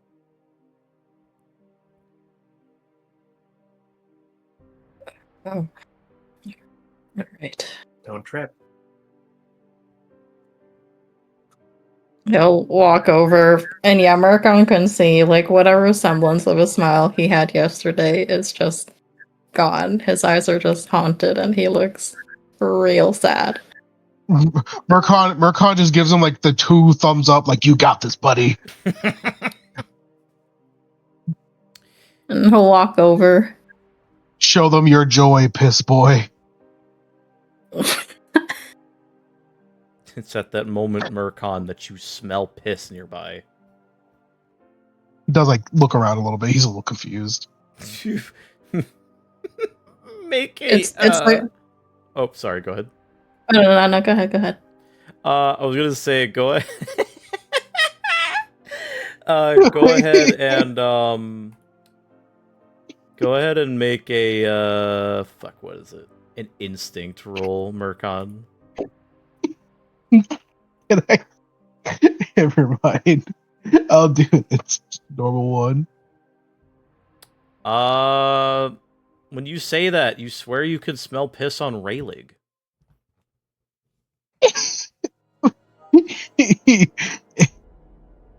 You do hear he has like all the confidence for Rayleigh. He was doing so good for her, and then like Rayleigh goes, "Oh God!" He walks away. It was like all the support he had for him. That is just no. You do see. Oh wait, I used that. You do see Rose Dove look you up and down, Rayleigh. Well, the good news is that after talking with Sebastian, we have come to an agreement of sorts.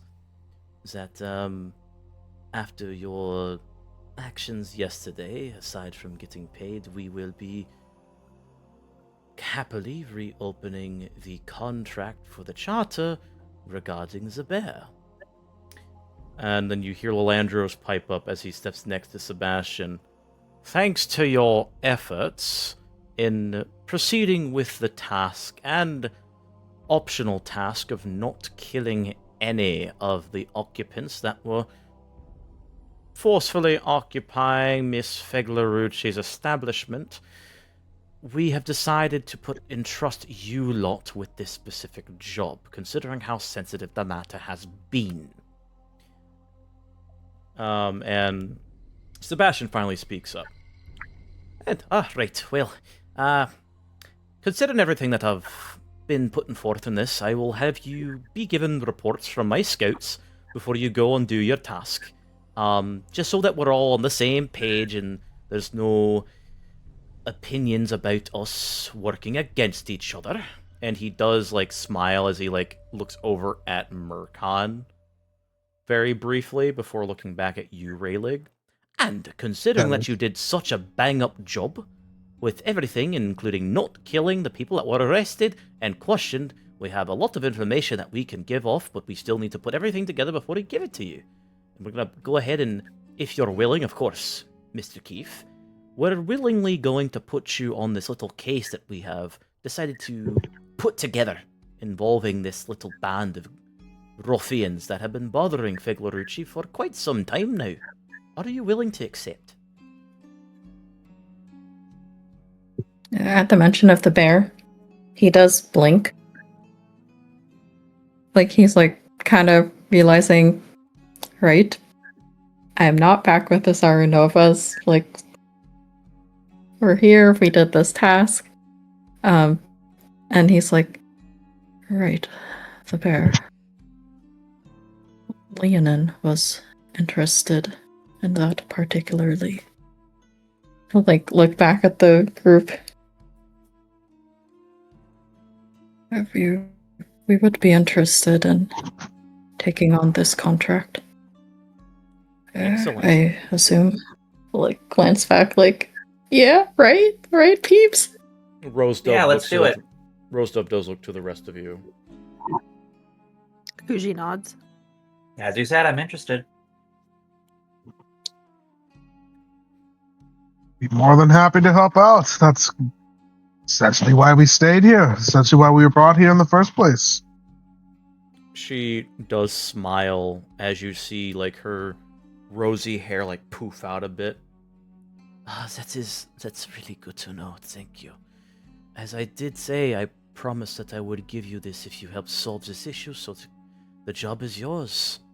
And she looks like she was about to say something, but she realizes that it's like she's about to say something and just pauses. I guess it's too early for that, so I'll ask at a later time. I will get the paperwork appropriated with the Merchants Guild to make sure that you are paid accordingly.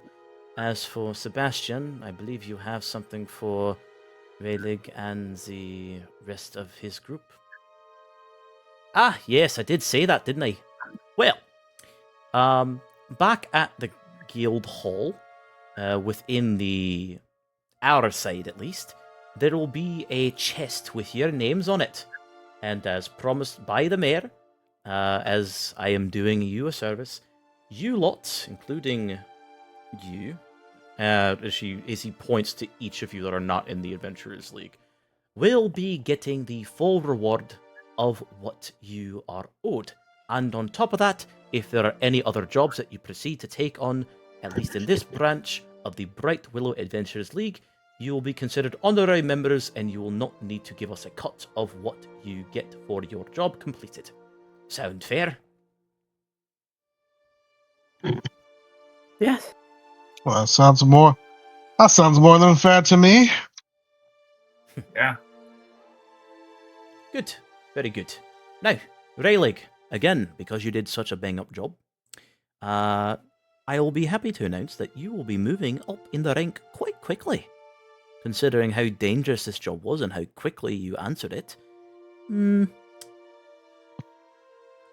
about, he was like thinking based on, he's like starts to pace back and forth. Didn't kill anyone, you brought them all to justice, you answered it a very quickly time, and you finished it a very quickly time and within a day alone. I'd say about 3rd rank bronze defender, how's that sound? That means you only need one more before you advance to silver. Being more familiar with the ranks from like back when he was adventuring with his wife, his eyes kind of do go bug-eyed at that. He's just like, that means more dangerous jobs would be available then. Of course. And the much bigger payouts, I assure you.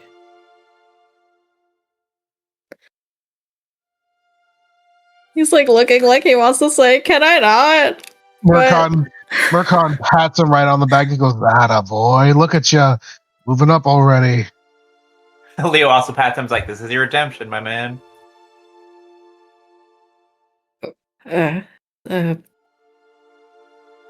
He just gives Sebastian a nod. He does. I suppose that's already done then. Hey, we'll just have to, if you don't mind giving me your badge real quick and I can make the adjustments. He'll pull it out from the side, which hopefully wasn't splashed on, and hands it over. I'm gonna add a fear. It was. He kind of wipes it on his shirt a little before handing it over. There's a look of disappointment on Sebastian's face as he sighs. Could you do just a bit of a better job at trying to maintain a little bit of decorum, right? Like, this is a very important piece of, it's essentially a coat of arms. You don't want to be pissing on a coat of arms now, do you? Well, the piss found me more than anything. Just try to do a little better job at the next time this happens. It's gross. And he does, like, you see him, like, poof, as he puffs some air on the badge, as it sputters to the outside. As he does, like, wave his hand, you see, like, this very bright blue glow from his fingers as he makes a symbol before he presses it into the badge, and you see it glow for a moment before it closes itself, and he hands it back to you. There you go. Should say that you are now rank 3. Rank 3. This was the rank that Matilda made before we decided to settle down in Londor. It is the rank right before you're silver, and there's a lot more stipulations when you're silver rank adventurer, but considering everything, I'm sure you'll make silver in no time. You might even surpass her one day. As he puts it away under his breast, he just kind of says, like, I hope not. Just very quietly. Cut to the future Rayleigh battle-hardened, missing part of a horn. His eye has a fucking scar on it. Punished Missing an Rayleigh. arm. Oh God. His arm is now robotic. Oh my god. Every night, my leg. Christ. Every night, I can't feel my wife.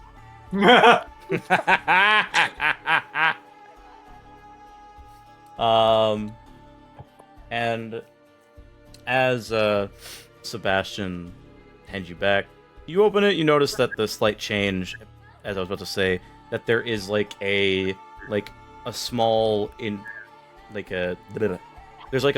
little like bronze strip of metal that was attached to it, and you see that there are like 3 marks going along the side of it. That essentially shows you what rank of bronze you are. And as he does that, he gives you a nod. Right, your payment will be at the Guildhall, as I said, and I do believe Lalandros has something else to mention. That I do. Considering that you probably will be staying within this town for some time, we have spoken with Beatrice, and she has offered to give you free room and board, considering that the Guild Hall rooms are currently full with other residents. We don't have the room necessary or available. But she has offered her service, considering that you have done us as well as her a humongous favor. That band of ruffians has been bothering this place for some time, and thanks to you not going for gung-ho and beastly, and he does glance at Akuji for a moment. Thankfully, we are able to actually further investigate where these bastards have come from. We will give you more information, since you're willing to take on that task as well. Further pay, of course, will be compensated for your services to the guild and the town. But once we know more information, we will give it to you. Sound good?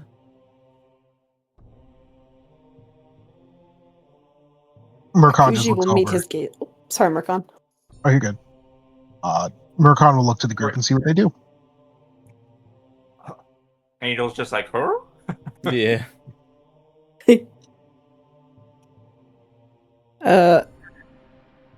Akuji will meet Lalandros's gaze, and she'll let hers harden for a second before she nods.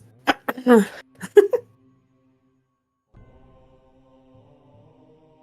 well. Rayleigh was just looking towards Beatrice as he was mentioning that she was going to offer them rooms with just a sad look of like, she's so nice. I wish she was here earlier when Landros was being really mean. During that time, he'd probably glance towards the bar and she wasn't there, and he just got sadder. Christ. Oh God.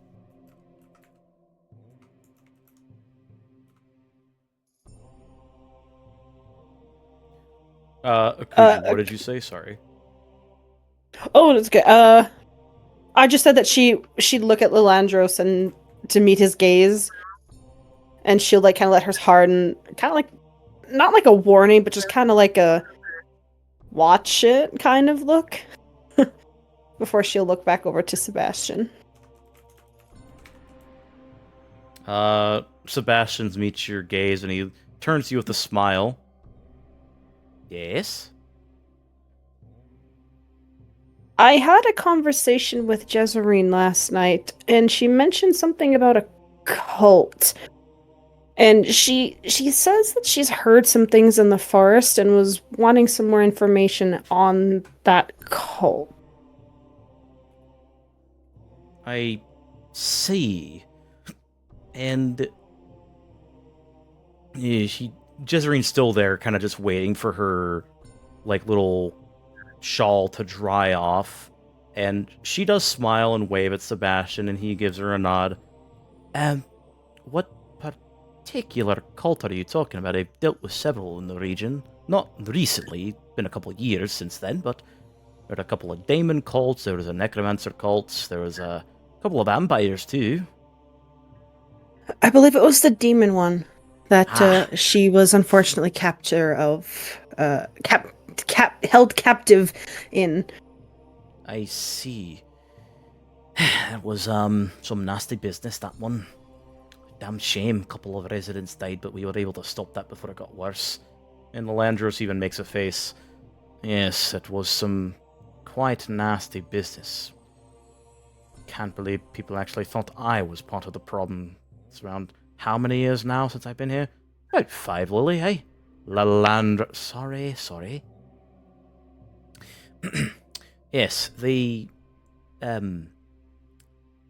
cult was... From what I remember, it was around about 5 years ago that it was a problem, aye? And it caused a bit of a scuffle, so to say. That's when Lalanders came in from Londor, and he decided to work with the mayor to quickly took him in as an archivist. There was a bit of a problem with that, considering that people were going missing, and there are rumours about demons roaming the streets at night, taking children away. Thankfully, that was not correct, but what was correct were the people going missing. And we eventually did find out what happened. And we found out that the demon cult was trying to summon some sort of greater demon to this region. Thankfully, the guild and the charter were able to stop it together. And we were thankfully not outmatched. It was a bunch of up-and-coming nobodies. Thank the gods for that. But what in particular did you want to know?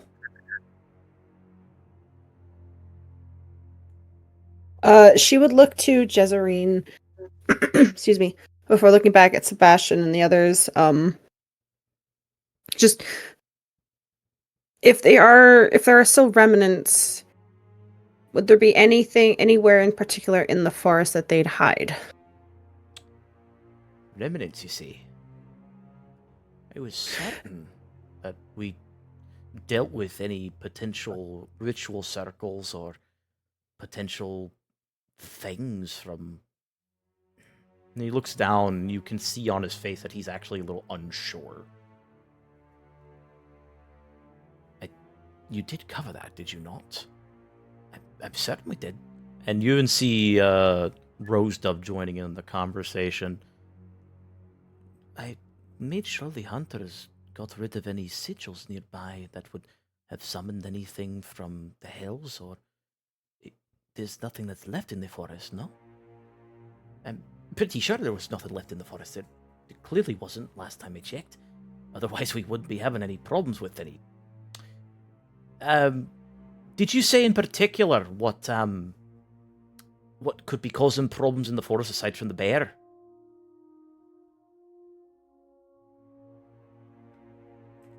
Is he asking that to Akuji? Yes. Oh, sorry.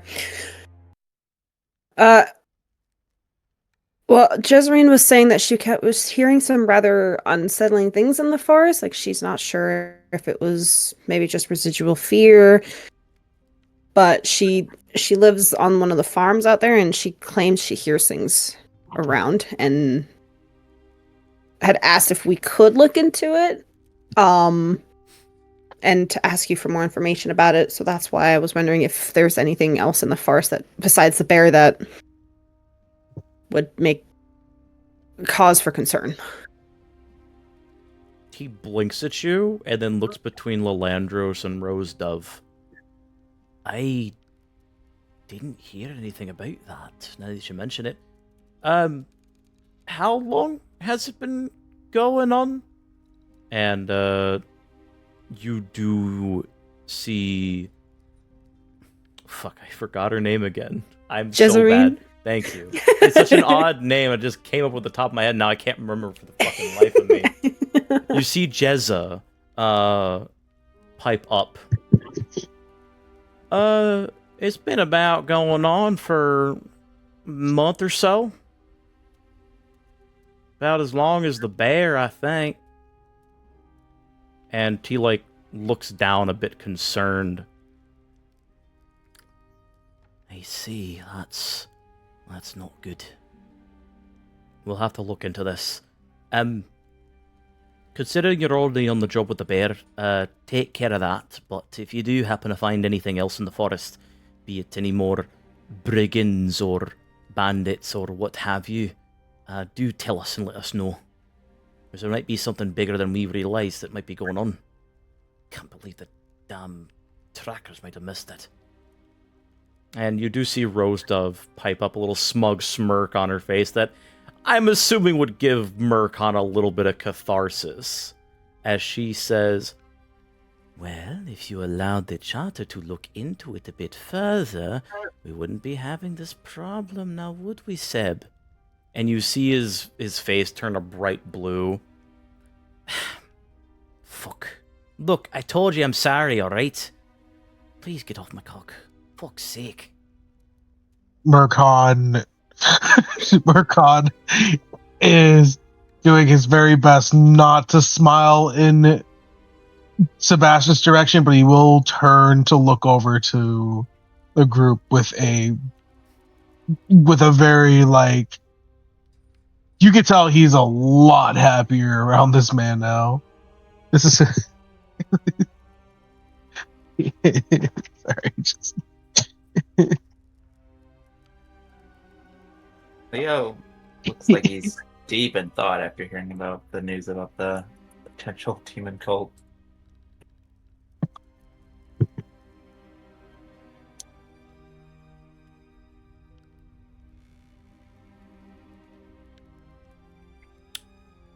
Well, reactions aside, you do see Sebastian look at you, Akuji, and give you a nod. Assuming that you'll do that for us if you find anything, eh? I will. Yeah. Excellent. Well, I do believe we got some work cut out for us, and I'll be working with you a little more closely, Rose, if you don't mind. Of course, if you don't mind. And she still has that smirk on her face. He's like, yes, I know, you were right this time, I get it. Only to rub it in. I did tell you that the Demon Slayer was here, and you just kind of brushed it off. Ooh, sparks. We'll have Murkon. much more to discuss. Go on. Murkon clears up as he kind of seeing what's going on here now. He's got his fill of feeling like everything's kind of falling into place. Does have one more thing. He just goes, well, in the time, then we'll probably take the time to get ourselves ready. We'll do our research before we get ready to take in the missions, right? I'm sure you'll probably have to draft something up to give us as much info and clearance as possible for this. We will have to figure something out while you guys deal with the bear. And Rose Dove does nod. You do seem to have your work cut out you for the time being. At least you have the job that you were promised this time, and hopefully this doesn't lead to anywhere else, but upwards for your work. A good mark would be good for us, I would say. Looking over to Leo.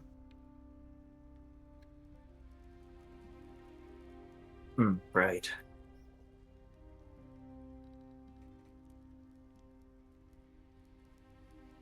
He does nod as he looks back to the group and specifically his party. Well, we got some more things to do before, but I think I'm ready to get onto this mission as soon as we can. Anyone else in agreement? Yep. Yeah, I think that's a good idea. Splendid. Well, that's settled. Your pay will be in the guild hall whenever you're ready to go get it. And if you do happen to deal with the bear, I'm sure that Rose Dove will have your pay ready accordingly. And she does approach you all as Sebastian does give you a wave as he leaves with Lalandros. Right, so, considering everything that is going on, I do believe that, I'm assuming that you were offered parameters, that the contract was given based on what I was told upon hearing today, what you were tasked with this little takeover, yes? No killing anyone, making sure they brought to justice, yada yada yada. And she's talking to all of you. Markon nods. Kind of not really speaking up just yet. He's sure there's what they did kind of got everything pretty much put together. Right. Well, if that is the case, I only have one special request that will give you an additional amount of goods upon completion of this contract. And I want you to look specifically into this rumor of this weapon that is sticking out as a bear. I don't know what is going on, but every time I have heard anything about this damn bear, it is that there's some sort of weapon, though I'm unsure as to what is. It is sticking out of it. A spear, a sword, a dagger, I don't know. But I believe that is probably the source of its aggravation. If you happen to find it, I must request that you find a way to remove it, and if you can, leave the bear alive. If there is no weapon, well, consider the bonus forfeit then.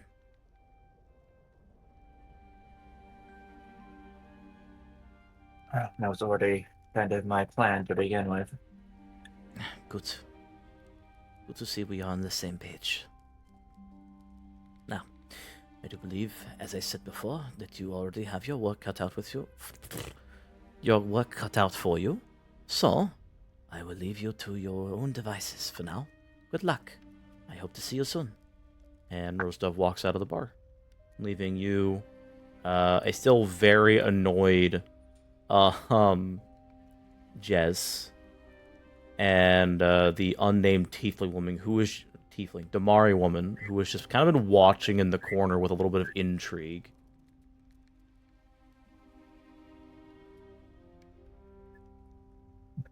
Leo eyes her a little bit, just wondering if she's in the same like group as the town leaders. You haven't asked. She's She seems to be playing it very close to the chest. She has not said a thing, nor has she moved. She's like behind the bar, you said? No, she's by the bar. Okay. The only person behind the bar is Beatrice.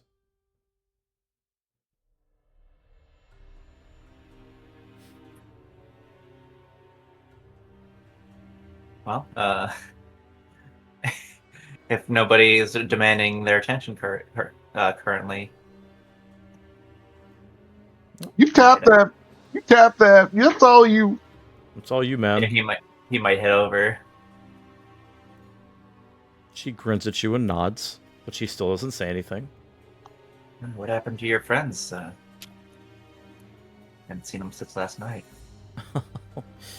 They had their fun, just like I did. That's what we usually do on the weekend. Lucky them. Lucky me. Indeed. So, you work for the Hunter's Charter, huh? Well, one of my newfound traveling companions is a member. I'm more or less tagging along to find out what exactly is going on with this bear situation. Hmm. That definitely sounds And like get- what is... Hmm? Oh, go And on. get paid, of course. And get paid, of course. That sounds like a Silverbrook to me. Guess the stories are true. Money to live. What do you say? Well... Before I leave... I do want to actually get your name officially instead of just youngest of the Silverbrooks. Would be very uncouth of me not to get it. That's fair enough. William and Silverbrook, at your service. Might I ask the lady's name? She gives you a grin as she does a curtsy. The name is Lilith. And she smiles as she stands up, like the tail doing a little bit of a curtsy too, as a little curl as well. Her eyes seem to shine a little bit more brighter. Lilith Brightwillow.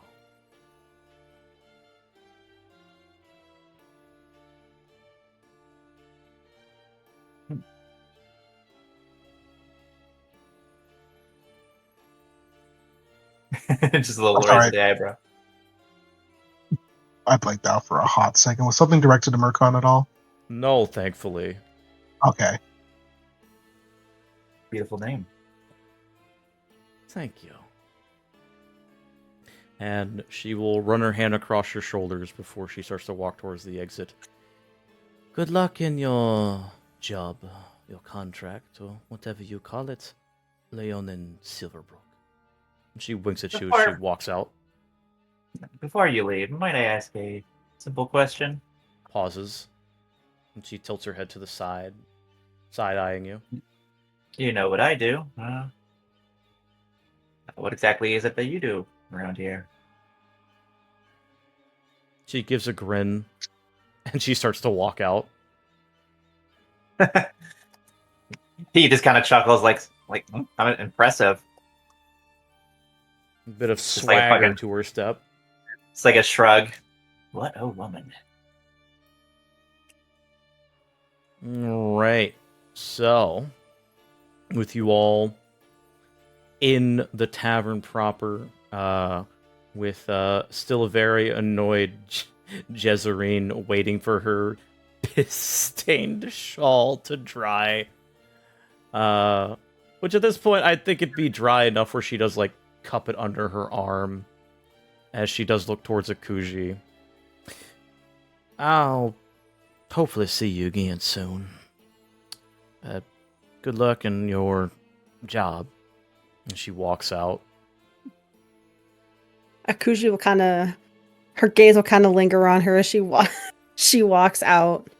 You can see the quote-unquote brand/tattoo markings on her back very visible. Think of like... I think the best way I can describe it is like... actually, you haven't played Baldur's Gate 3, never mind. Is it the one that Astarion has?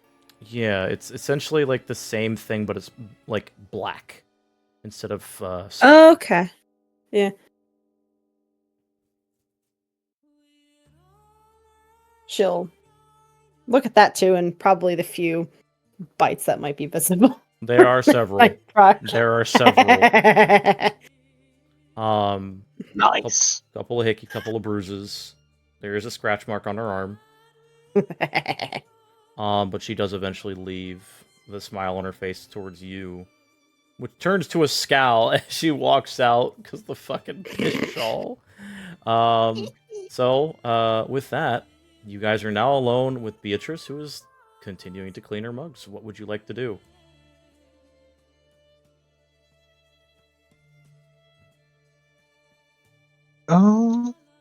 So just to mention GM, I did use one of my actions for working on that project, which is Yes. which is for working on that specific poison. Yeah, the venom. Yes, the venom.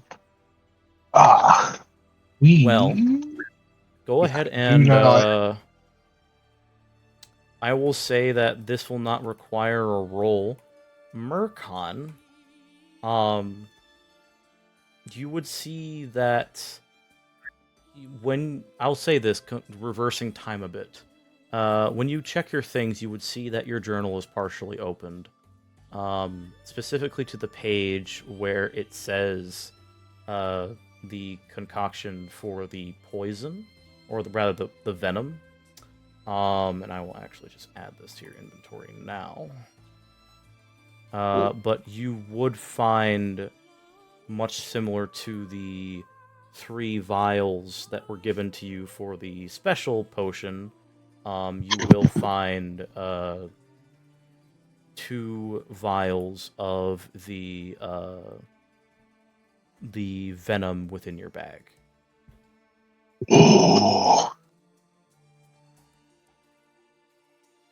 Murkon blinks as he looks at the venom in a very astounded motion, and then he looks back over to the journal and kind of peeks into it. You would see that there would be a correction to one of your formulas. And it says the following: if you mixed this, you would have died from fumes. Be careful in the future. You have a very handsome face, and I don't want you to lose that. And it just has the initials of BF on it. And it gives you the proper formula on how to make Griddletooth venom. He is astounded as he looks back over to Beatrice, a journal in hand.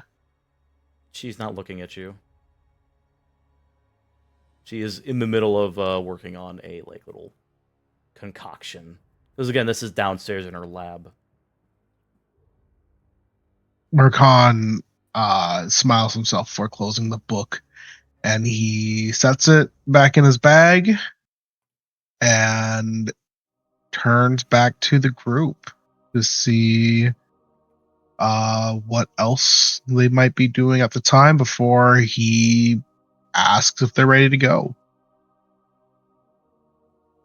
All right. Let's go find a bear.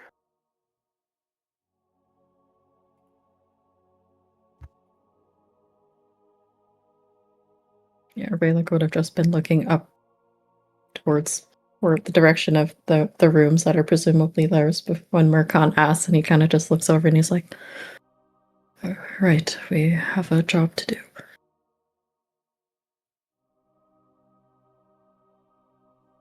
Yeah, we have a little bit of time. But we all gather our things, and he looks over to Rayleigh. Freshen up. He gets the pointed insinuation and marches upstairs to take a quick shower and try to clean up a bit before they head out. As you're about to go towards the shower, which she does have because this is also technically an inn, Beatrice throws soap at you. And I spent a fear. It hits you in the head. Dunk.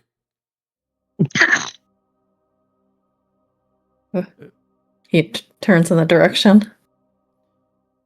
Reddick, I really do adore you, but you smell awful. Please, for the love of every fucking god, take a shower! I'll bend over and pick up the soap.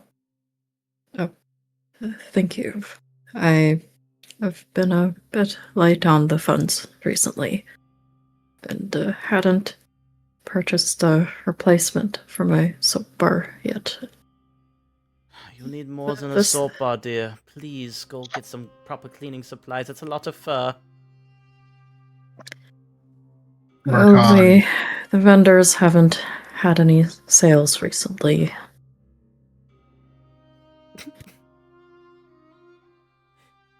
Marcon So moves over by Leon and he goes, "Oh, brother, it's happening again." had to make do, but he does he's heading upstairs with the bar of soap. Just as Rayleigh leaves to go clean himself, Ogren walks in and the piss smell gets worse. Alright, what'd I miss? Quite a lot, actually. Showers. Oh yeah, I need to take one of those. And Most crispy bass. immediately as he walks in, there's just a sudden that's thrown on him as he's covered in a white powder. And then immediately after, you see a very similar colored looking liquid Mercon thrown on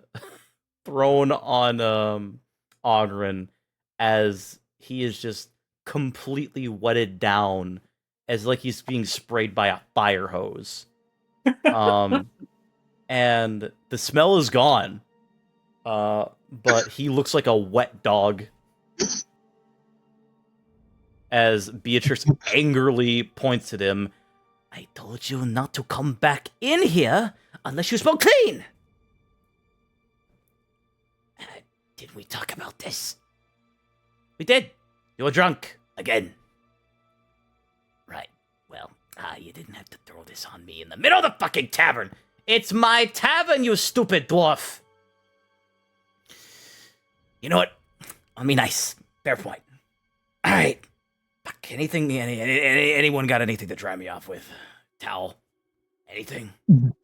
Mercon looks to Akuji. I am not drying myself on her. Nothing I'm gonna lend you.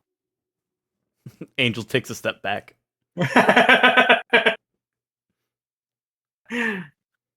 Akuji, can you air dry them?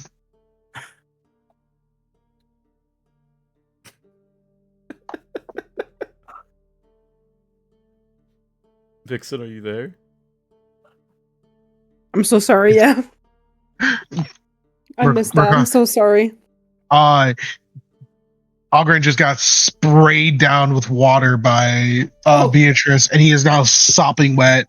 Mercon looked over and goes, looks to Akuji, can you air dry him? And he also said, I am not drying myself on her, as in, pointing at you, Akuji. Meaning your She'll kind of curl her lips in. No, I wouldn't want you touching me anyway. No insult. She'll quickly cast an airball and purposely make it a little bit more rough than she could have, than she should have, to like a fucking swirl leaf around. Yeah. And just starts blowing him dry. It sounds like a leaf blower, too. I'm gonna say that right now. Yeah! It's like, it's in my fucking eyes. Shit, ow. Oh my god. He dries off really quick, and the second the fucking air stops, he just puffs up all of his hair and his beard, just frizzed. Thanks, real nice, real mature. Kuji smirks. You're welcome. Murkon is fucking. Looks suits you. Leaning on the bar, just like watching this whole thing. Just goes, this grip is growing on me. Yeah. So, what's the deal here? Are we? Am I sticking with you guys, or am I going back on my own?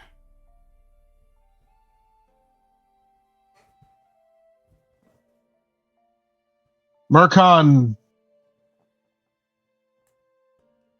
like, of course I'm not kicking you out, you stinky bastard. You've been nothing but helpful to us. We don't know if you want to stick around or not. If you want to leave, it's totally up to you. Well, I like you, but fuck it. As long as you guys are here, I'll help you out if you need me. We're gonna go find a bear. Oh yeah, the bear situation. I remember that. So you got the work then, huh? Yep. Uh-huh. Nice. Very nice. Again, getting on it as soon as we're all finished. And what's the deal here? Are we killing it? Are we putting it down? Like What if we can sleep-wise? avoid it? What if we can avoid it? We're gonna try and retrieve the weapon, if there is one, that's in the bear first. So that's probably the cause of its agitation.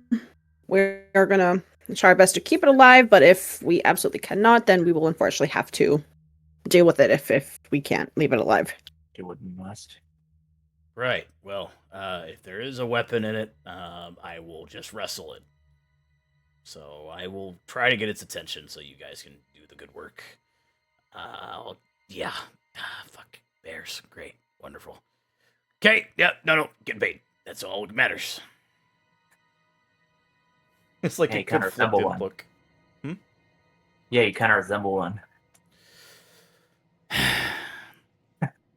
I like you, but fuck off.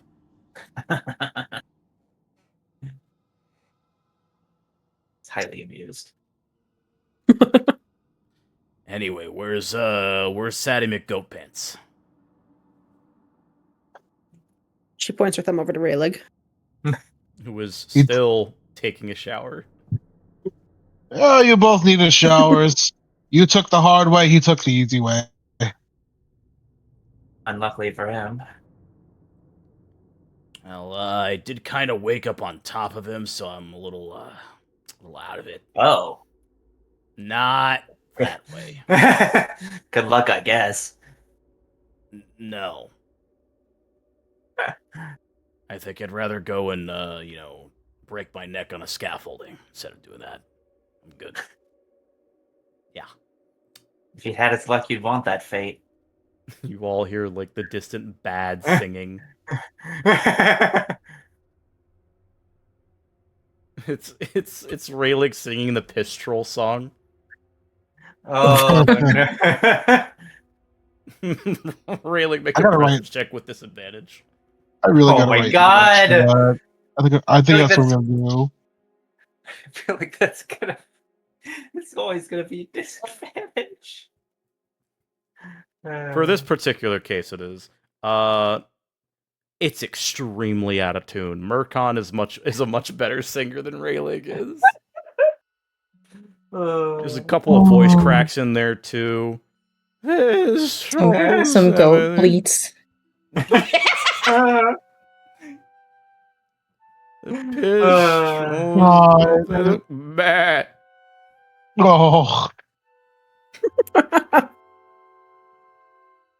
He was definitely not that kind of bard.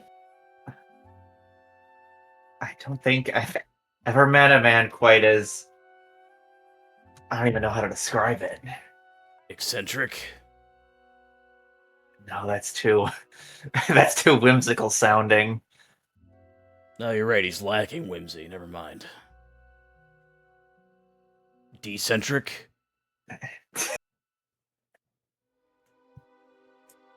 Either way, poor man. I'm gonna go outside. My ears are gonna bleed. Smart move.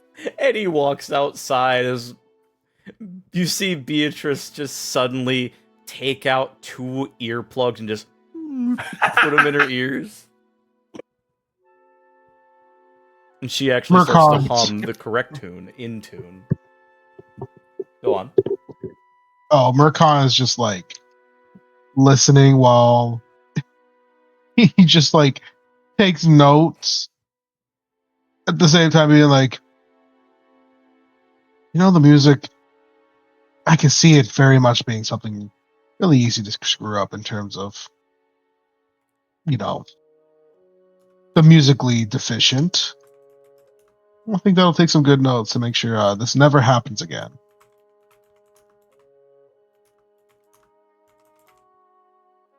What? Yes. Beatrice looks at you.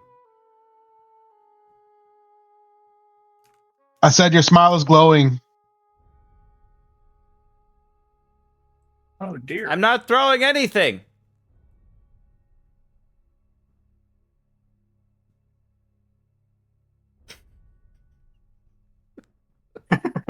He looks over to Leonin and he goes, happening again. Love with the barmaid. Leo's like raised eyebrow, like, I regret those words.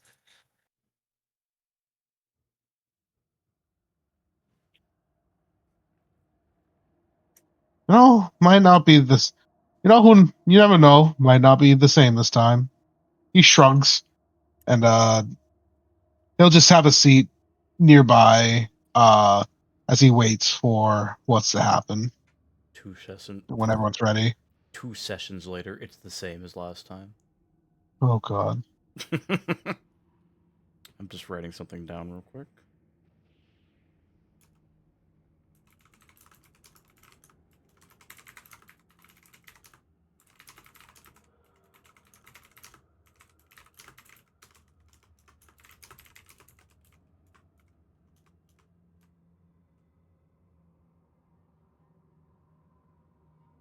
He does come down for too long. Singing thankfully stops. And his fur does look a bit fluffier than before. Hey. Bro actually And looks his clothes clean. don't smell like piss. Yeah, bro. That's always nice. Me tempting to mark another fear so you fucking fall. Oh Fall God. into this puddle. Oh no. I'm Leave him so alone. fucking He has, tempted, Thorn. he has anxiety. Leave the piss economy alone. We're running out of piss. Fuck. Okay, you do. This could be the difference between us surviving or dying against the bear guys. It's okay. Yeah. Yeah. All right, so fuck it. Either. All right, so you're fine for now. As you do eventually. Yes. You come out of the tavern.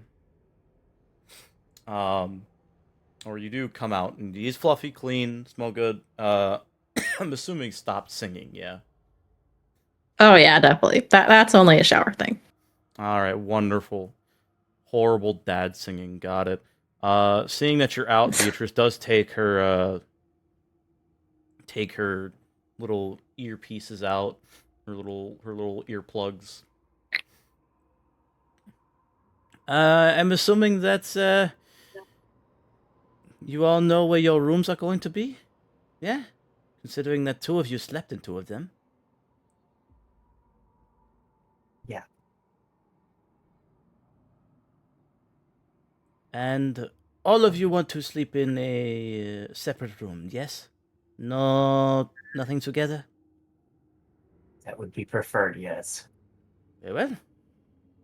Right, so, since that's the case, and she does produce 4 separate keys for all of you.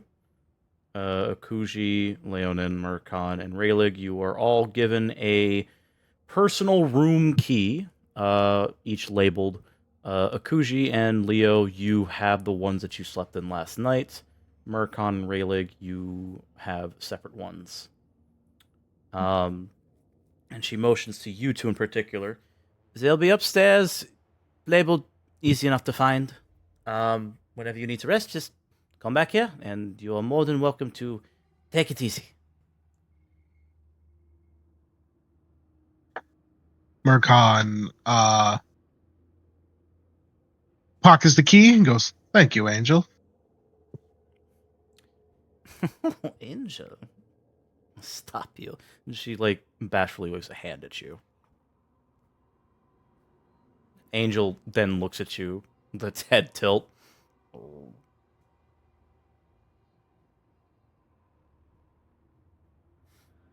I'll find a nickname for you, my friend. Don't you worry. Squints at you. So, with you guys ready to head out, I'm assuming you all head out. Oh yeah. We are ready. Awesome. Do we want to swing by the guild or do we want to head straight out?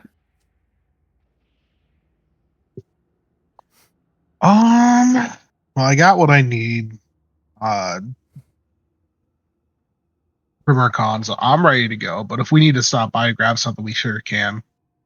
Yes. The only thing there would be the reward from the previous drop. Right. Your money.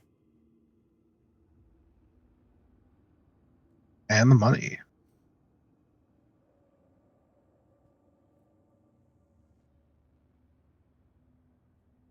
So, you go into the guild, you go into the forest.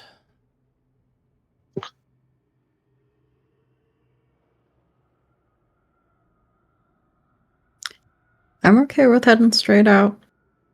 Sure. I feel like there's nothing like immediately that I want to buy. I don't know. I don't know much about like the items we could buy regardless. Although we did make it to tier 2. Oh, that's a good point, actually. Yes. So we could go look for if we wanted to level up our gear. That is an option, yes. So we picked up the money and then we go shopping. You could do that if you wanted to, yes. The world is your oyster. You could also fuck off if you wanted to. It's completely up to you. Just leave the town. All this, we have like 3 different things we can be doing. We just leave. Yeah, you we got the bear job. Let's all go and not do it. Look, man, I am literally telling you right now, you have the local town and you have the one other story beat that's outside of Brightwillow. You could do that if you wanted to. That is the purpose of this campaign, is do whatever the fuck you want. He's so funny. You just left. Yeah, just fucked off. Never came back. In that case, Murkon's kind of gonna think about it and goes, I think we do need some better gear if we're gonna go out dealing with whatever's going on. I say we Then take the good hall is the place to go for that. Yeah. Since you got both of us here now, you'll actually get a discount on whatever gear they might have. Some new stuff might come in too, so you're lucky, honestly.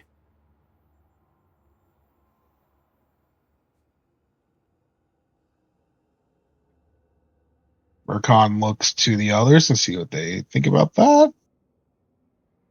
Gives a little bit of a Akuji is currently Lord away, of so it'll Nod. just be Leo. yes. Look to his brother and see what they think. Not a bad idea to stock up first, but I'm also down for getting this job started as soon as possible. We'll make it quick then. I have something in mind I already need. All right. Well, to the guild hall then. And I want to roll one more time just to see something real quick. Damn, never mind. All right. All right. So you guys advance towards the guild hall. You guys open it. You go to the Adventurers League side, and you see a chest waiting there. Nearby, behind the desk, you see it like kind of glinting a little bit. As Flan, the Qatari, sees you approach. Oh, well done on the first job, Raylig. And not Poe. The fuck? There's no panda here. Raylig and Co. And yeah, you too, Stinky. I told you not to call me that. Man, whatever, man. That was the most heavily guarded. Sorry. Thank you. I'm so sorry. It was the most heavily guarded something. And as you all are given your reward, go ahead and reward yourselves. What is the fucking currency here? The vague currency. 2 bags. Damn. 2 bags and 5 handfuls. Or handfuls. Hell yeah. Fucking moving in money.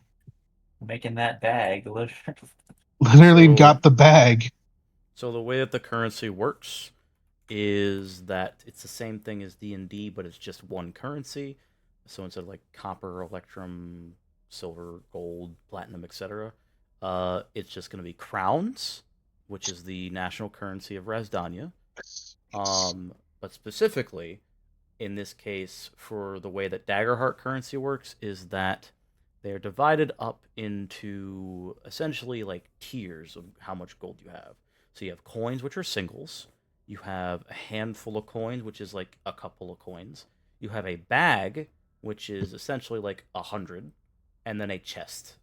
And a person can only have up to 1 chest on them at a time. And they go in increments of 10. So 10 coins equals 10 handfuls. 10 handfuls equals 10 1 bag. 10 bags equals 1 chest. Sweet. So in this So- case, it's basically 1, 10, 100, 1,000. 2 bags, 5 handfuls for each of us. Correct.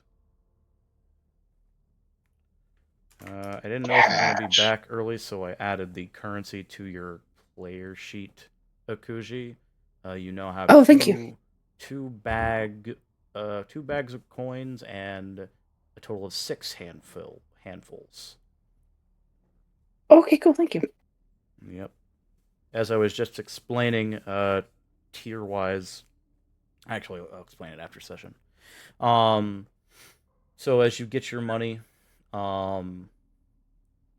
and as you assumedly ask about potentially looking into what the guild has on offer, Flan nods to you. Well, I think I can let you guys take a peek at our armory and our armaments. Come with me. And he will lead you down a set of stairs that lead you into a dark hallway.